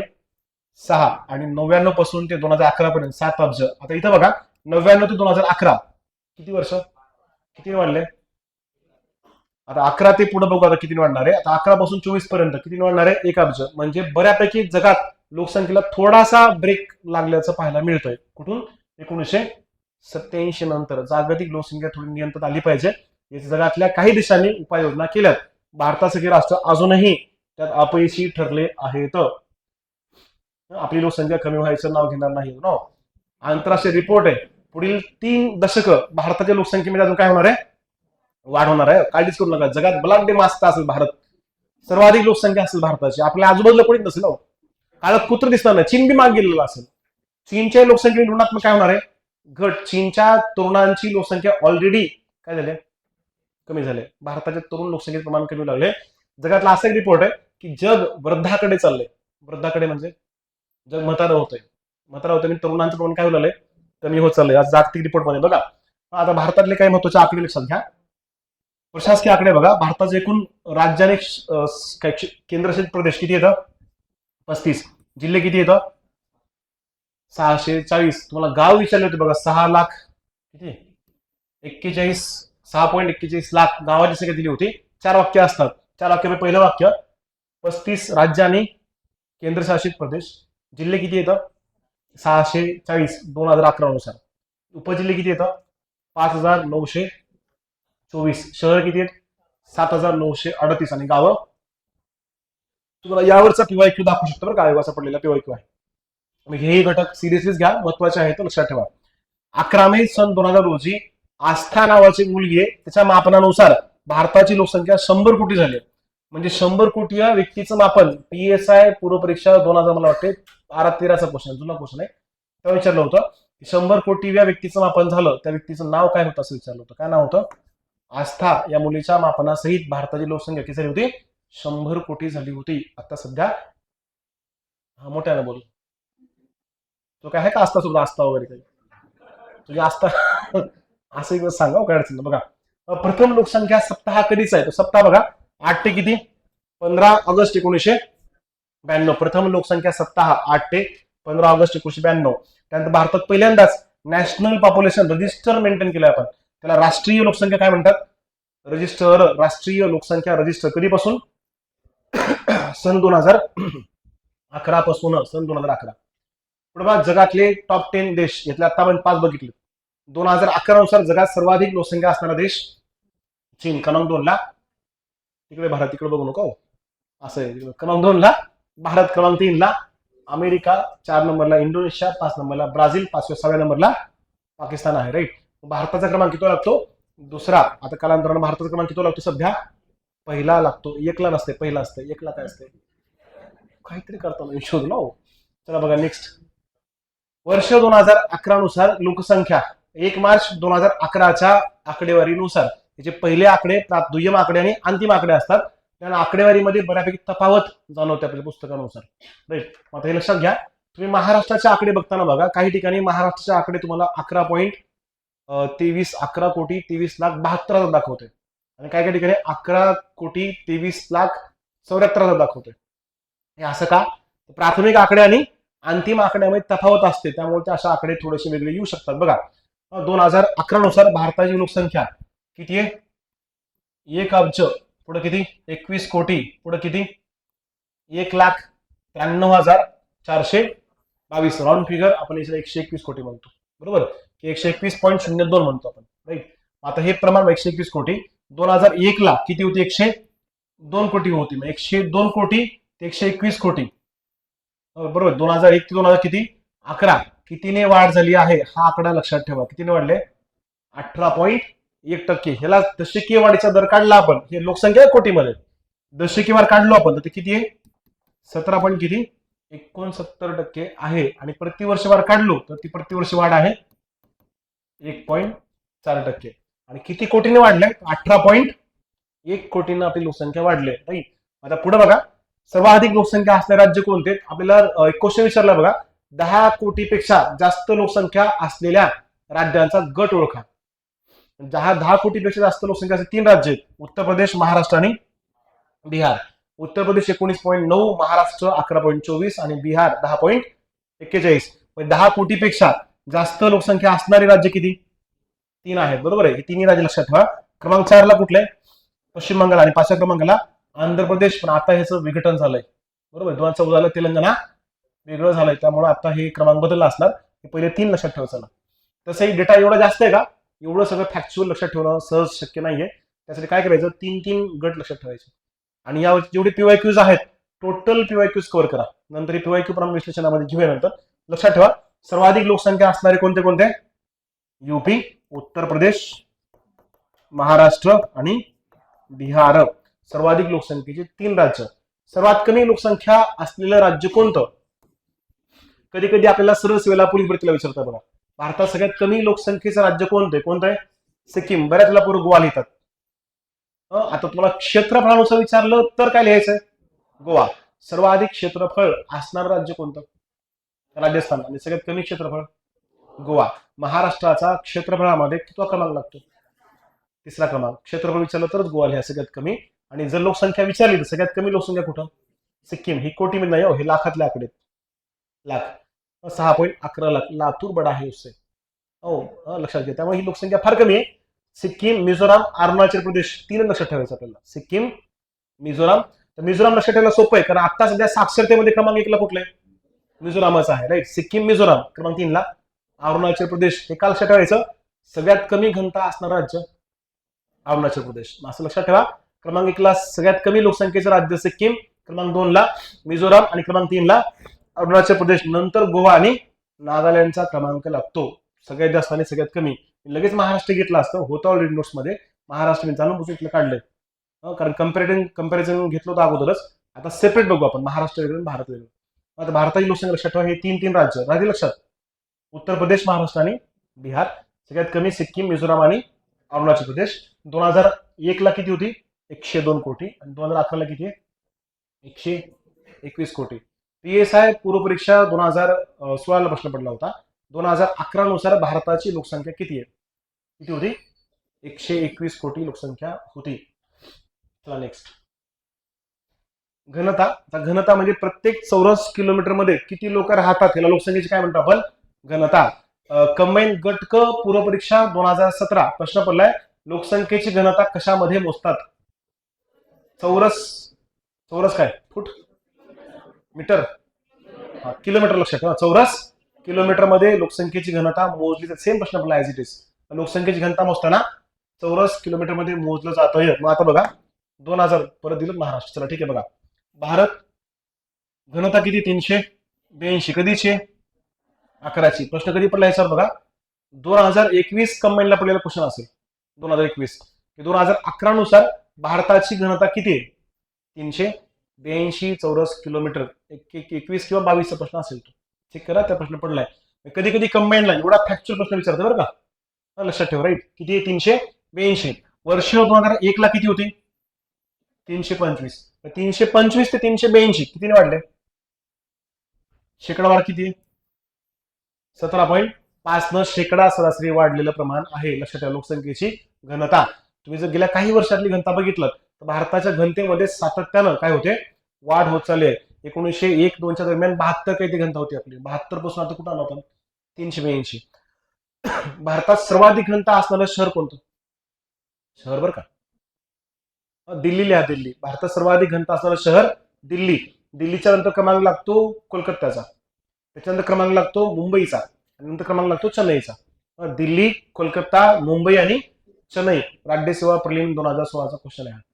तुम्ही क्वेश्चन टॅली करत चला. राज्यसेवा प्रक्रिया काय म्हणतोय? कारण लोकसंख्येवर जास्त क्वेश्चन कुठे आलेत? राज्यसेवेला. आणि 3-4 प्रश्न कुठे येतं? कंबाईनला. एखादा दुसरा प्रश्न कुठे असतो? सरळ सेवा पोलीस भरतीला. राईट. त्याचं वर्गीकरण असेल बघा. घनतेनुसार महाराष्ट्राची घनता बघा किती? महाराष्ट्र 365. महाराष्ट्र 2001 ला किती होती? 315. किती बिंदूने वाढ आहे? 50 बिंदूने वाढले. महाराष्ट्राचा घनतेनुसार भारतामध्ये बघा महाराष्ट्राची घनता 365. सर्वाधिक घनता असणारा जिल्हा, महाराष्ट्रातला सर्वाधिक घनता असणारा जिल्हा स्लाइडवर नाहीये, सांगा. मुंबई शहर का मुंबई उपनगर? लक्षात ठेवा मुंबई उपनगर. मुंबई उपनगराची घनता सगळ्यात जास्त आहे. सगळ्यात कमी घनतेचा जिल्हा गडचिरोली आहे. सगळ्यात कमी घनता गडचिरोली, सर्वाधिक घनता मुंबई उपनगर. राज्य भारतातले सर्वाधिक घनता असणारं राज्य बिहार. आता जोड्या लावा सेम, गट अ गट ब, मॅच द बॉक्स. यातले एक तरी माहित असतं पाहिजे कन्फर्म. आणि जोड्या लावामध्ये लक्षात घ्या मित्रांनो, तुम्हाला जोड्या लावातलं कन्फर्म आन्सर कळालं. एखादा पर्याय असा असतो बघा कन्फर्म माहिती असतो. जर तो पर्याय कन्फर्म माहिती असेल, तो पर्याय नसलेले 2 पर्याय असतात, ते सरळ सरळ काय करायचे? कॅन्सल. डायरेक्ट उत्तराकडे द्यायचं. बरोबर आहे. तुम्हाला जर एक ऑप्शन करेक्ट कळाला असेल, काय होतंय? अ ब कडं विधान वाचताना बहुविधानात्मक बहुपर्यायी प्रश्न आले आणि त्यापैकी एखादं कन्फर्म वाक्य तुम्हाला माहित असेल, ते वाक्य घ्यायचं, तेवढं एकच कन्फर्म असलेलं आणि खाली ऑप्शनकडे द्यायचं. ऑप्शन चेक करायचे, ऑप्शन पाहायचे. कधी कधी बऱ्याच वेळेला काय होतं माहिती का, तसं एकच पर्याय असतं, 3 पर्याय कट्टात लगेच उत्तर भेटतंय. तिथं तुमचा वेळ काय होतो? वाचतो. आपले बरेच पोरं काय म्हणतात, सर आमचा वेळच मॅनेज होत नाही. आपल्याकडे वेळ न मॅनेज व्हायचं मुख्य कारण आपल्या पोराकडे बऱ्याच वेळेला पहिला दुसरा आठमा असल्यामुळं टेक्निकल गोष्टी माहिती असतात. तुम्ही आणखी बघा, तुम्हाला ट्रॅक कुठं असतो? प्रश्न क्रमांक 81 ते प्रश्न क्रमांक 95 काय असतंय? 100 पर्यंत असतंय. गणित आणि बुद्धिमत्ता. बरोबर आहे. त्यातल्या तुम्ही सगळ्यांनी काम करायचं, गेल्या 5 वर्षातले पेपर काढा कंबाईनचे आणि प्रश्न क्रमांक 95 ते प्रश्न क्रमांक 100 चे प्रश्न पाहून घ्या. वन लाईनर अतिशय सोपे गणित जे पोलीस भरतीला पडतात ते गणित कंबाईनला. कुठेपासून कुठेपर्यंत? 95-100. कधी कळतंय? पेपर सोडून खाली पायऱ्यात चढता उतरताना लय सोपं होतं की राव. नंतर कळतं तुम्हाला ट्रॅप मध्ये अडकलं तिकडे अगोदरच तुम्ही ट्रॅप मध्ये गुंतत गेला. तुम्हाला काय वाटतं आता आले ना, एवढं वाचलो ना, आता सोडतोच. ती जी डेंजर असते तुमची, तीच तुमचा घात करते. लक्षात ठेवायचं. राईट. तुम्हाला थोड्या काही टेक्निक गोष्टी चेंज करता आल्या पाहिजेत. तुम्ही काय करायचं, जर तुम्हाला स्ट्रॉंग माहिती असेल, डायरेक्ट प्रश्न 100 करून उलट यायचं. किंवा कधी कधी सलग ट्रॅप मागे पण होऊ शकतो. तुम्हाला वाटलं 3 प्रश्न खूप डीप मध्ये दिलेले असतात, मोठे असतात, लेंदी असतात, गणित आणि बुद्धिमत्तेचे, 3 ते 4 क्वेश्चन सरळ सरळ काय करायचे, सोडून द्यायचे. आणि तुमच्या एकूण घडीच्या 60 मिनिटांपैकी फक्त केवळ 12च मिनिटं द्यायची कशाला, गणित बुद्धिमत्ता. 12 जेवढे होतील तेवढे होतील, जास्त झाले. आणखी सगळ्यात महत्वाची गोष्ट, तुमचा कुणाचाही कंबाईनचा रिझल्ट यायचा असेल तर तुमचं गणित, बुद्धिमत्ता आणि विज्ञान हे जर कव्हर नसेल, कितीही घासा नाही निघणार कंबाईन. कंबाईन तुला काढायचं असेल, उघड्या डोळ्याने आहे का, कानाने आहे का, कसं आहे का, 2-3 विषय सॉल्व्ह करून ठेवायचे. कुठले कुठले, गणित, बुद्धिमत्ता आणि सायन्स. बाकी इकॉनॉमिक्स, पॉलिटी, जिओग्राफी, हिस्ट्री ह्याला बऱ्यापैकी मार्क येतातच. तुमच्या बॅच मध्ये जर घटक कव्हर झाला असेल, कितीचे नाही म्हणलं 2-3 चुकू दे ना, काय फरक पडतो. 12-13 बी आले तर ठीक आहे, 11 येऊ द्या, काय अडचण नाही. बरोबर आहे. आपला घात कुठे उलालाय, खड्डा कुठे पडतो आपला मोठा, मग त्यातलं करंट फेवर मधला आला तर ठीक, गाजराची पुंगी आहे, वाजली वाजते, नाही तर खुश कार्यक्रमच आहे तिकडं. हो, करण 2 वर्षाखाली टाकलं जे महाराष्ट्र, आणि तेच करण जर पहिल्यांदा टाकलं असेल, पहिल्यांदा क्वेश्चन नंबर 1 ते क्वेश्चन नंबर 15, आणि त्यातले सगळे 10 क्वेश्चन एकदम टफ, त्याचा माइंडसेट सगळा बदलतोय. एवढा निगेटिव्ह जाते का नाही, त्या 10 क्वेश्चनच्या निगेटिव्हचा इम्पॅक्ट पुढच्या 20 क्वेश्चन होतो. येणारे प्रश्न काय होतात, सायकोलॉजी मॅटर्स लॉट.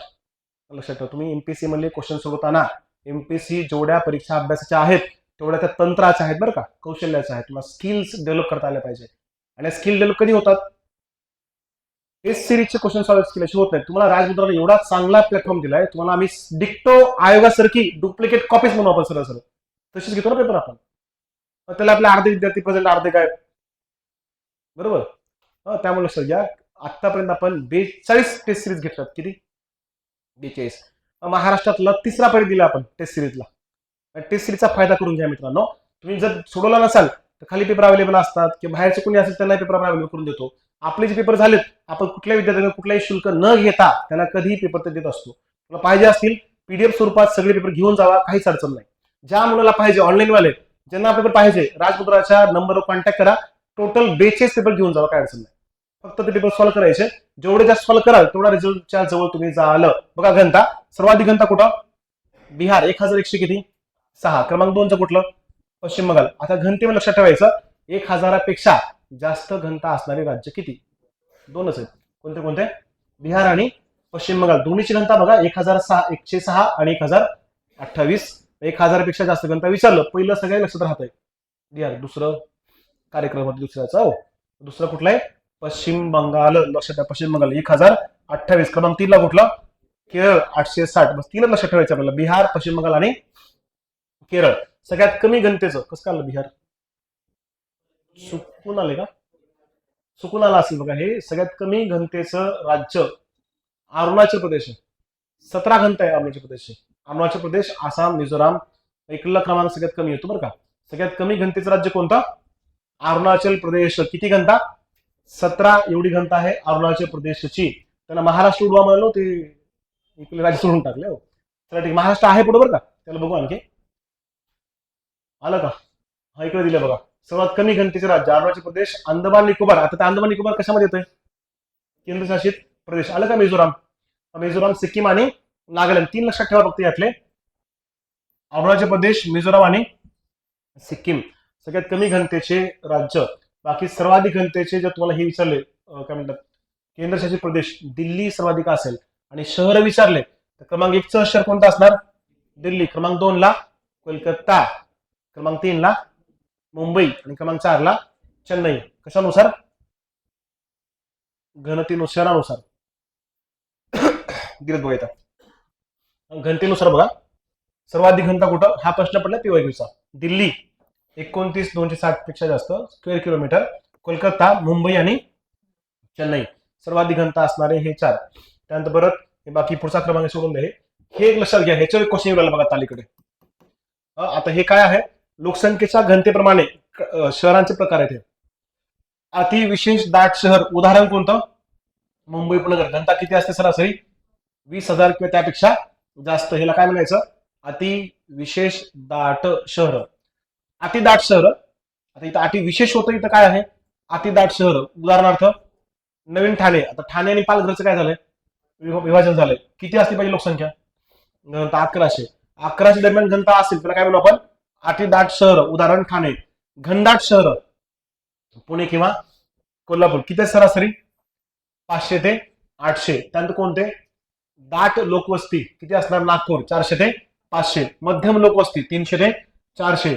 साधारण लोकवस्ती 250 ते 300 आणि कमी लोकवस्ती 200 ते 250. अतिविशेष दाट, अतिदाट, घनदाट, दाट, मध्यम, साधारण आणि कमी. 200 ते 250, 250 ते 300, 300 ते 400, 400 ते 500, 500 ते 800. हे दोन हाती लक्षात, खालून वर लक्षात ठेवा. बऱ्यापैकी लक्षात राहील. कुठून सुरू करायचं? कमी लोकवस्ती, साधारण लोकवस्ती, मध्यम लोकवस्ती, दाट लोकवस्ती, घनदाट लोकवस्ती, अतिदाट आणि अतिविशेष दाट. याच्यावर क्वेश्चन पडलेले आहेत आयोगाचे. राईट. चलो नेक्स्ट. लिंग गुणोत्तर सूत्र सांगितले तुम्हाला आत्ताच. सूत्र काय होतं? Total female divided by total male into 1000. आता यानुसार बघा, लिंग गुणोत्तर भारत किती? भारतात लिंग गुणोत्तर 943. आता मला सांगा, 1981 नंतर भारताच्या लिंग गुणोत्तरात कल काय दर्शवत आहे? 91 नंतर आकडे बिला कळेल तुम्हाला पुढं. लक्षात ठेवा का, 1991 नंतर भारताच्या लिंग गुणोत्तरात सुधारणा व्हायला सुरुवात झाली. म्हणजे हळूहळू लिंग गुणोत्तर काय होत चाललंय? वाढत चाललंय. पण 1901 पासून ते 1981 पर्यंत भारताचं लिंग गुणोत्तर काय झालंय? कमी होत गेलंय. आणि 91 नंतर काय होऊ लागले? वाढू लागले. तर बरं लक्षात ठेवा. इथं बघा, 2001 ला किती होतं? 933. आता किती आहे? 943. कितीने वाढलं? 10 बिंदून वाढले. सेम प्रश्न महाराष्ट्र विचारला होता बघा 2023 ला. महाराष्ट्राचं लिंग गुणोत्तर किती? 929 2011 नुसार. त्याच्या आधी होतं 900 किती? 22 वर्ष 2001 नुसार. कितीने वाढलंय? महाराष्ट्राचं लिंग गुणोत्तर कितीने वाढलं? 7 बिंदूनं वाढलं आहे. हा क्वेश्चन आयोगानं कॅन्सल केला होता. आयोगानं उत्तर 9 दिलं होतं पर्यायामध्ये. ते 9 चुकीचा पर्याय होता. किती असायला पाहिजे होतं? 7. महाराष्ट्रामध्ये 7 बिंदूनं काय झाली? वाढ. आणि भारतामध्ये किती बिंदूनं? 10 बिंदूनं. भारतात सर्वात कमी राज्य कोणतं? हे सर्वात कमी दिले, सर्वात जास्त इकडे बघा. सर्वात कमी हरियाणा. सर्वाधिक बघा अगोदर, सर्वात जास्त कुठं? केरळ. किती आहे? 1084. STI पूर्व परीक्षा 2016 प्रश्न पडला होता की भारतात सर्वाधिक लिंग गुणोत्तर केरळ राज्यामध्ये आहे. केरळचं लिंग गुणोत्तर किती आहे? आकडा विचारला होता आपल्याला. 1084 केरळ. त्यानंतर पदुचेरी 1037. 1000पेक्षा जास्त लिंग गुणोत्तर असणारे 2 राज्य लक्षात ठेवा, केरळ आणि पदुचेरी. 1037, 1084. बाकी तमिळनाडू 996, आंध्र प्रदेश आणि मणिपूर. सेम प्रश्न आत्ताच्या राज्यसेला पडला बघा आपल्याला. महाराष्ट्रातलं लिंग गुणोत्तर जोडायला विचारलं होतं. सगळ्यात जास्त होतं रत्नागिरी. रत्नागिरीमध्ये लिंग गुणोत्तर सगळ्यात जास्त. एक जरी आलं पुढचे पर्याय बरोबर 100%. कधी कधी उत्तर येतात. सगळ्यात कमी कुठे आहे? हरियाणा. किती? 879. सर्वाधिक केरळ, सगळ्यात कमी हरियाणा. बाकी मग जम्मू काश्मीर, सिक्कीम. सगळ्यात कमी लिंग गुणोत्तर असणारे घटक. भारताचं बाल लिंग गुणोत्तर किती रे? 915. आणि महाराष्ट्राचं 894 आहे. लक्षात ठेवा. राईट. आता कल बघा काय दर्शवतो. कल गेल्या काही वर्षामध्ये भारताचं लिंग गुणोत्तर कसं बदलले? कारण कधी कधी का आपल्या ह्याच्यावर आधारित क्वेश्चन आहेत बघा. 1981 नंतर बदल काय झाले? त्या बदलावर आधारित प्रश्न विचारला जाऊ शकतो. बघा, वर्ष 1901 ला लिंग गुणोत्तर किती होतं? 972. बरोबर आहे. 972 पासून 1991 पर्यंत बघा काय झालंय. बरं हे सोडून द्या, इकडे बघा. 1901 पासून इथे किती? 972 आहे बघा. 972 पासून कुठेपर्यंत? 927 पर्यंत काय झालंय? सातत्यानं यामध्ये काय होत गेले?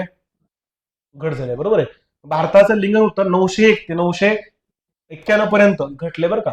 991 नंतर भारताच्या लिंग गुणोत्तरामध्ये काय बदल झालाय असा प्रश्न अपेक्षित आहे. तो येऊ शकतो. काय झाले? हा ट्रेंड घटता होता, इथून ट्रेंड बदलला. काय चाललंय? वाढत चालत हळूहळू. कितीने वाढलं बघा? 927, 933 आणि 943. भारताच्या लिंग गुणोत्तरामध्ये 1991 नंतर वाढ होत आहे, हे लक्षात ठेवा बरं. ठीक आहे. तर स्त्रियांचं प्रमाण आणि पुरुषांचं प्रमाण लक्षात घ्या. 2011 स्त्री पुरुष प्रमाण. स्त्रियांची संख्या किती आहे? 58 आणि पुरुषांची 62. फेसबुकवर अकाउंट पुरुषांचे 84% हो. 84% अकाउंट असणारे पुरुष आहेत. हो, त्यातले अर्धे अकाउंट कोणाचे येतं? चला ओके. पुढचे बघा. नेक्स्ट, जन्मदर आणि मृत्यूदर. आपण सुरुवातीला त्या स्लाइड मध्ये बघितलंय. जन्मदर मृत्यूदर डबल एक्सप्लेन करत नाही. आता फक्त कारण लक्षात ठेवा. कधी तुम्हाला ते कारण विचारलेले असतात. जन्मदर वाढीचे कारण आणि मृत्यूदर काय होण्याचे? कमी होण्याचे कारण विचारतात. जन्मदर जास्त काय होता? वाढत्या जन्मदराचे कारण. नंबर 1 काय? निरक्षरता, त्यानंतर विवाहाची सार्वत्रिकता. आता अलीकडे प्रमाण कमी कमी होत चाललंय, पुढच्या लोकांचा काही संबंधच नाही हो. चला, विवाहाचं वय वाढत चाललंय पुढे, ठीक आहे. त्यामुळे पण हळूहळू जन्मदर काय होणार, वाढतो कमी होतोय. वाढ जास्त कधी होता, जेव्हा विवाहाचं वय कमी होतं. बालविवाह आपल्याकडे, बालविवाहाचं प्रमाण वाढल्यामुळं प्रजनन कालखंड काय होतो, वाढतो. 15 ते 49 प्रजनन कालखंड वाढल्यामुळं लोकसंख्येचं प्रमाण, जन्मदर प्रमाण जास्त राहतंय. विवाहाची सार्वत्रिकता, मुलगाच हवा असं होतं पोरींनो, बघा हो.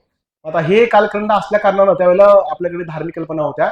मुलांना मुखाग्नी दिला की काय मिळतो, मोक्ष. आतापर्यंत जगात कोणीच बघायला नाही मोक्ष काय असतो, स्वर्ग काय असतो, सगळ्या कल्पना आहेत फक्त हो. भेटली की मोक्ष मिळतो, स्वर्ग मिळतो, स्वर्ग.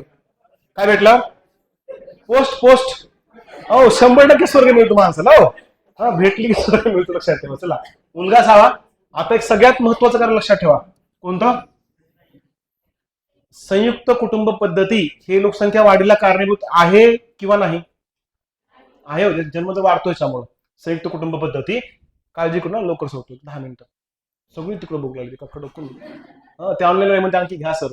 चला बघा, शेतीतील अवलंबित्व, त्यानंतर नेक्स्ट दारिद्र्याचं प्रमाण आणि कुटुंब कल्याण कार्यक्रमाचे अज्ञान. या कारणामुळे जन्मदर काय राहतो, जास्त. मृत्यूदर कमी का होतो, एक कारण वैद्यकीय सुविधेमध्ये झालेली वाढ. 51च्या आधी कमी होत्या, 51च्या सुविधा वाढल्यात. आता तर सायन्स, मेडिकल सायन्स पुढे गेलं, ओपन हार्ट सर्जरी होते. एखादा हृदय तुटला असेल, तुटलं म्हणजे काय झालं असेल, ओपन हार्ट सर्जरी होते आता अलीकडे हो. तू बघ त्याला म्हणलं लावून, काय अडचण नाही हो. चल बघ नेक्स्ट.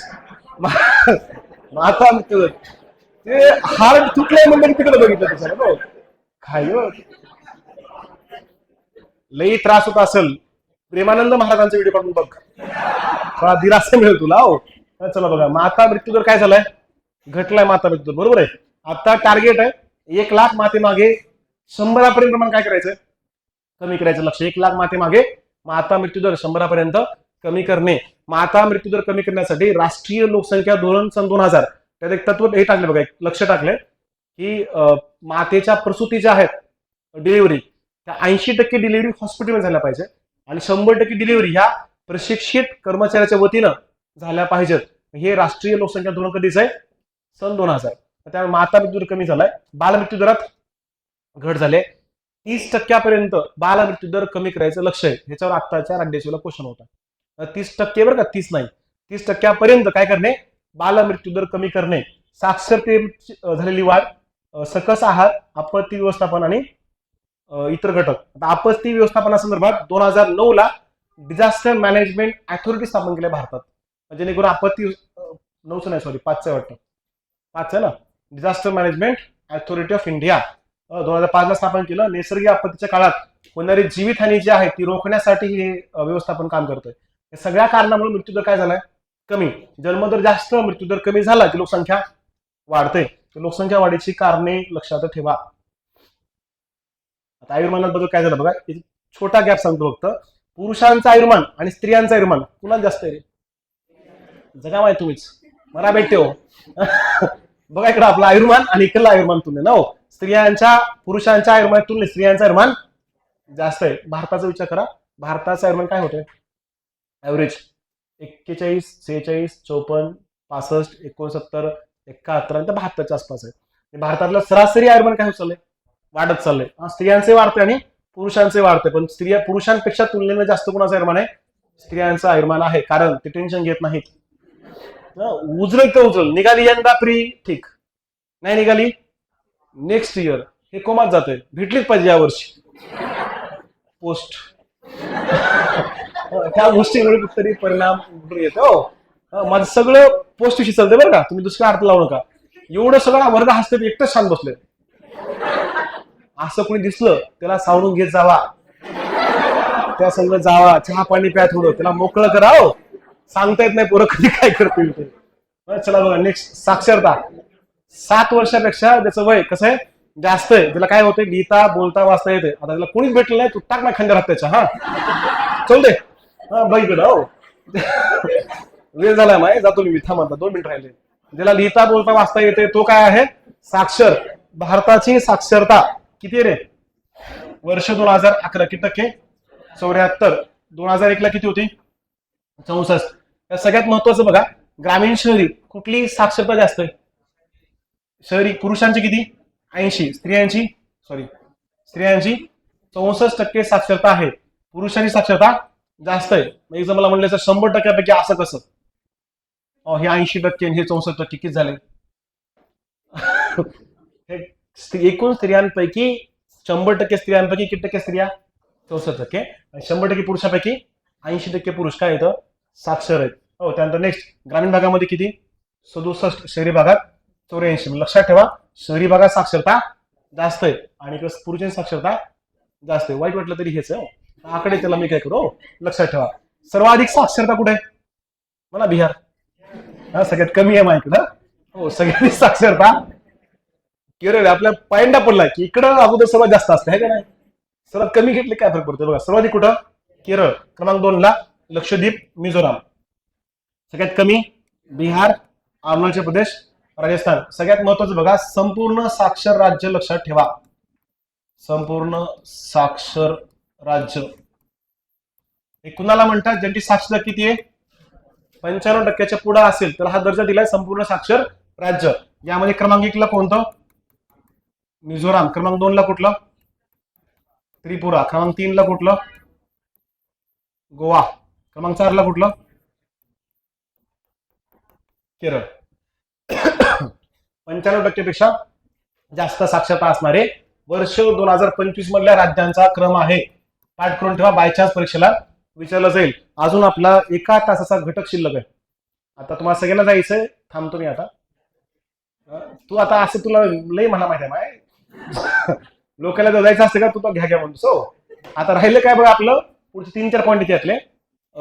अनुसूचित जाती जमाती, स्थलांतरण, धर्मनीय लोकसंख्या आणि राष्ट्रीय लोकसंख्या 2 धोरणं. हे 100% वाचा. पुढचा व्हिडिओ टाकतो नंतर. थांबवा.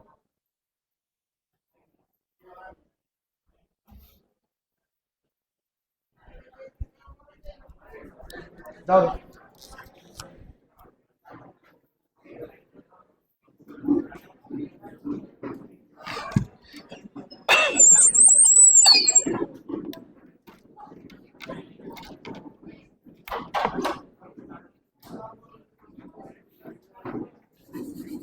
Can I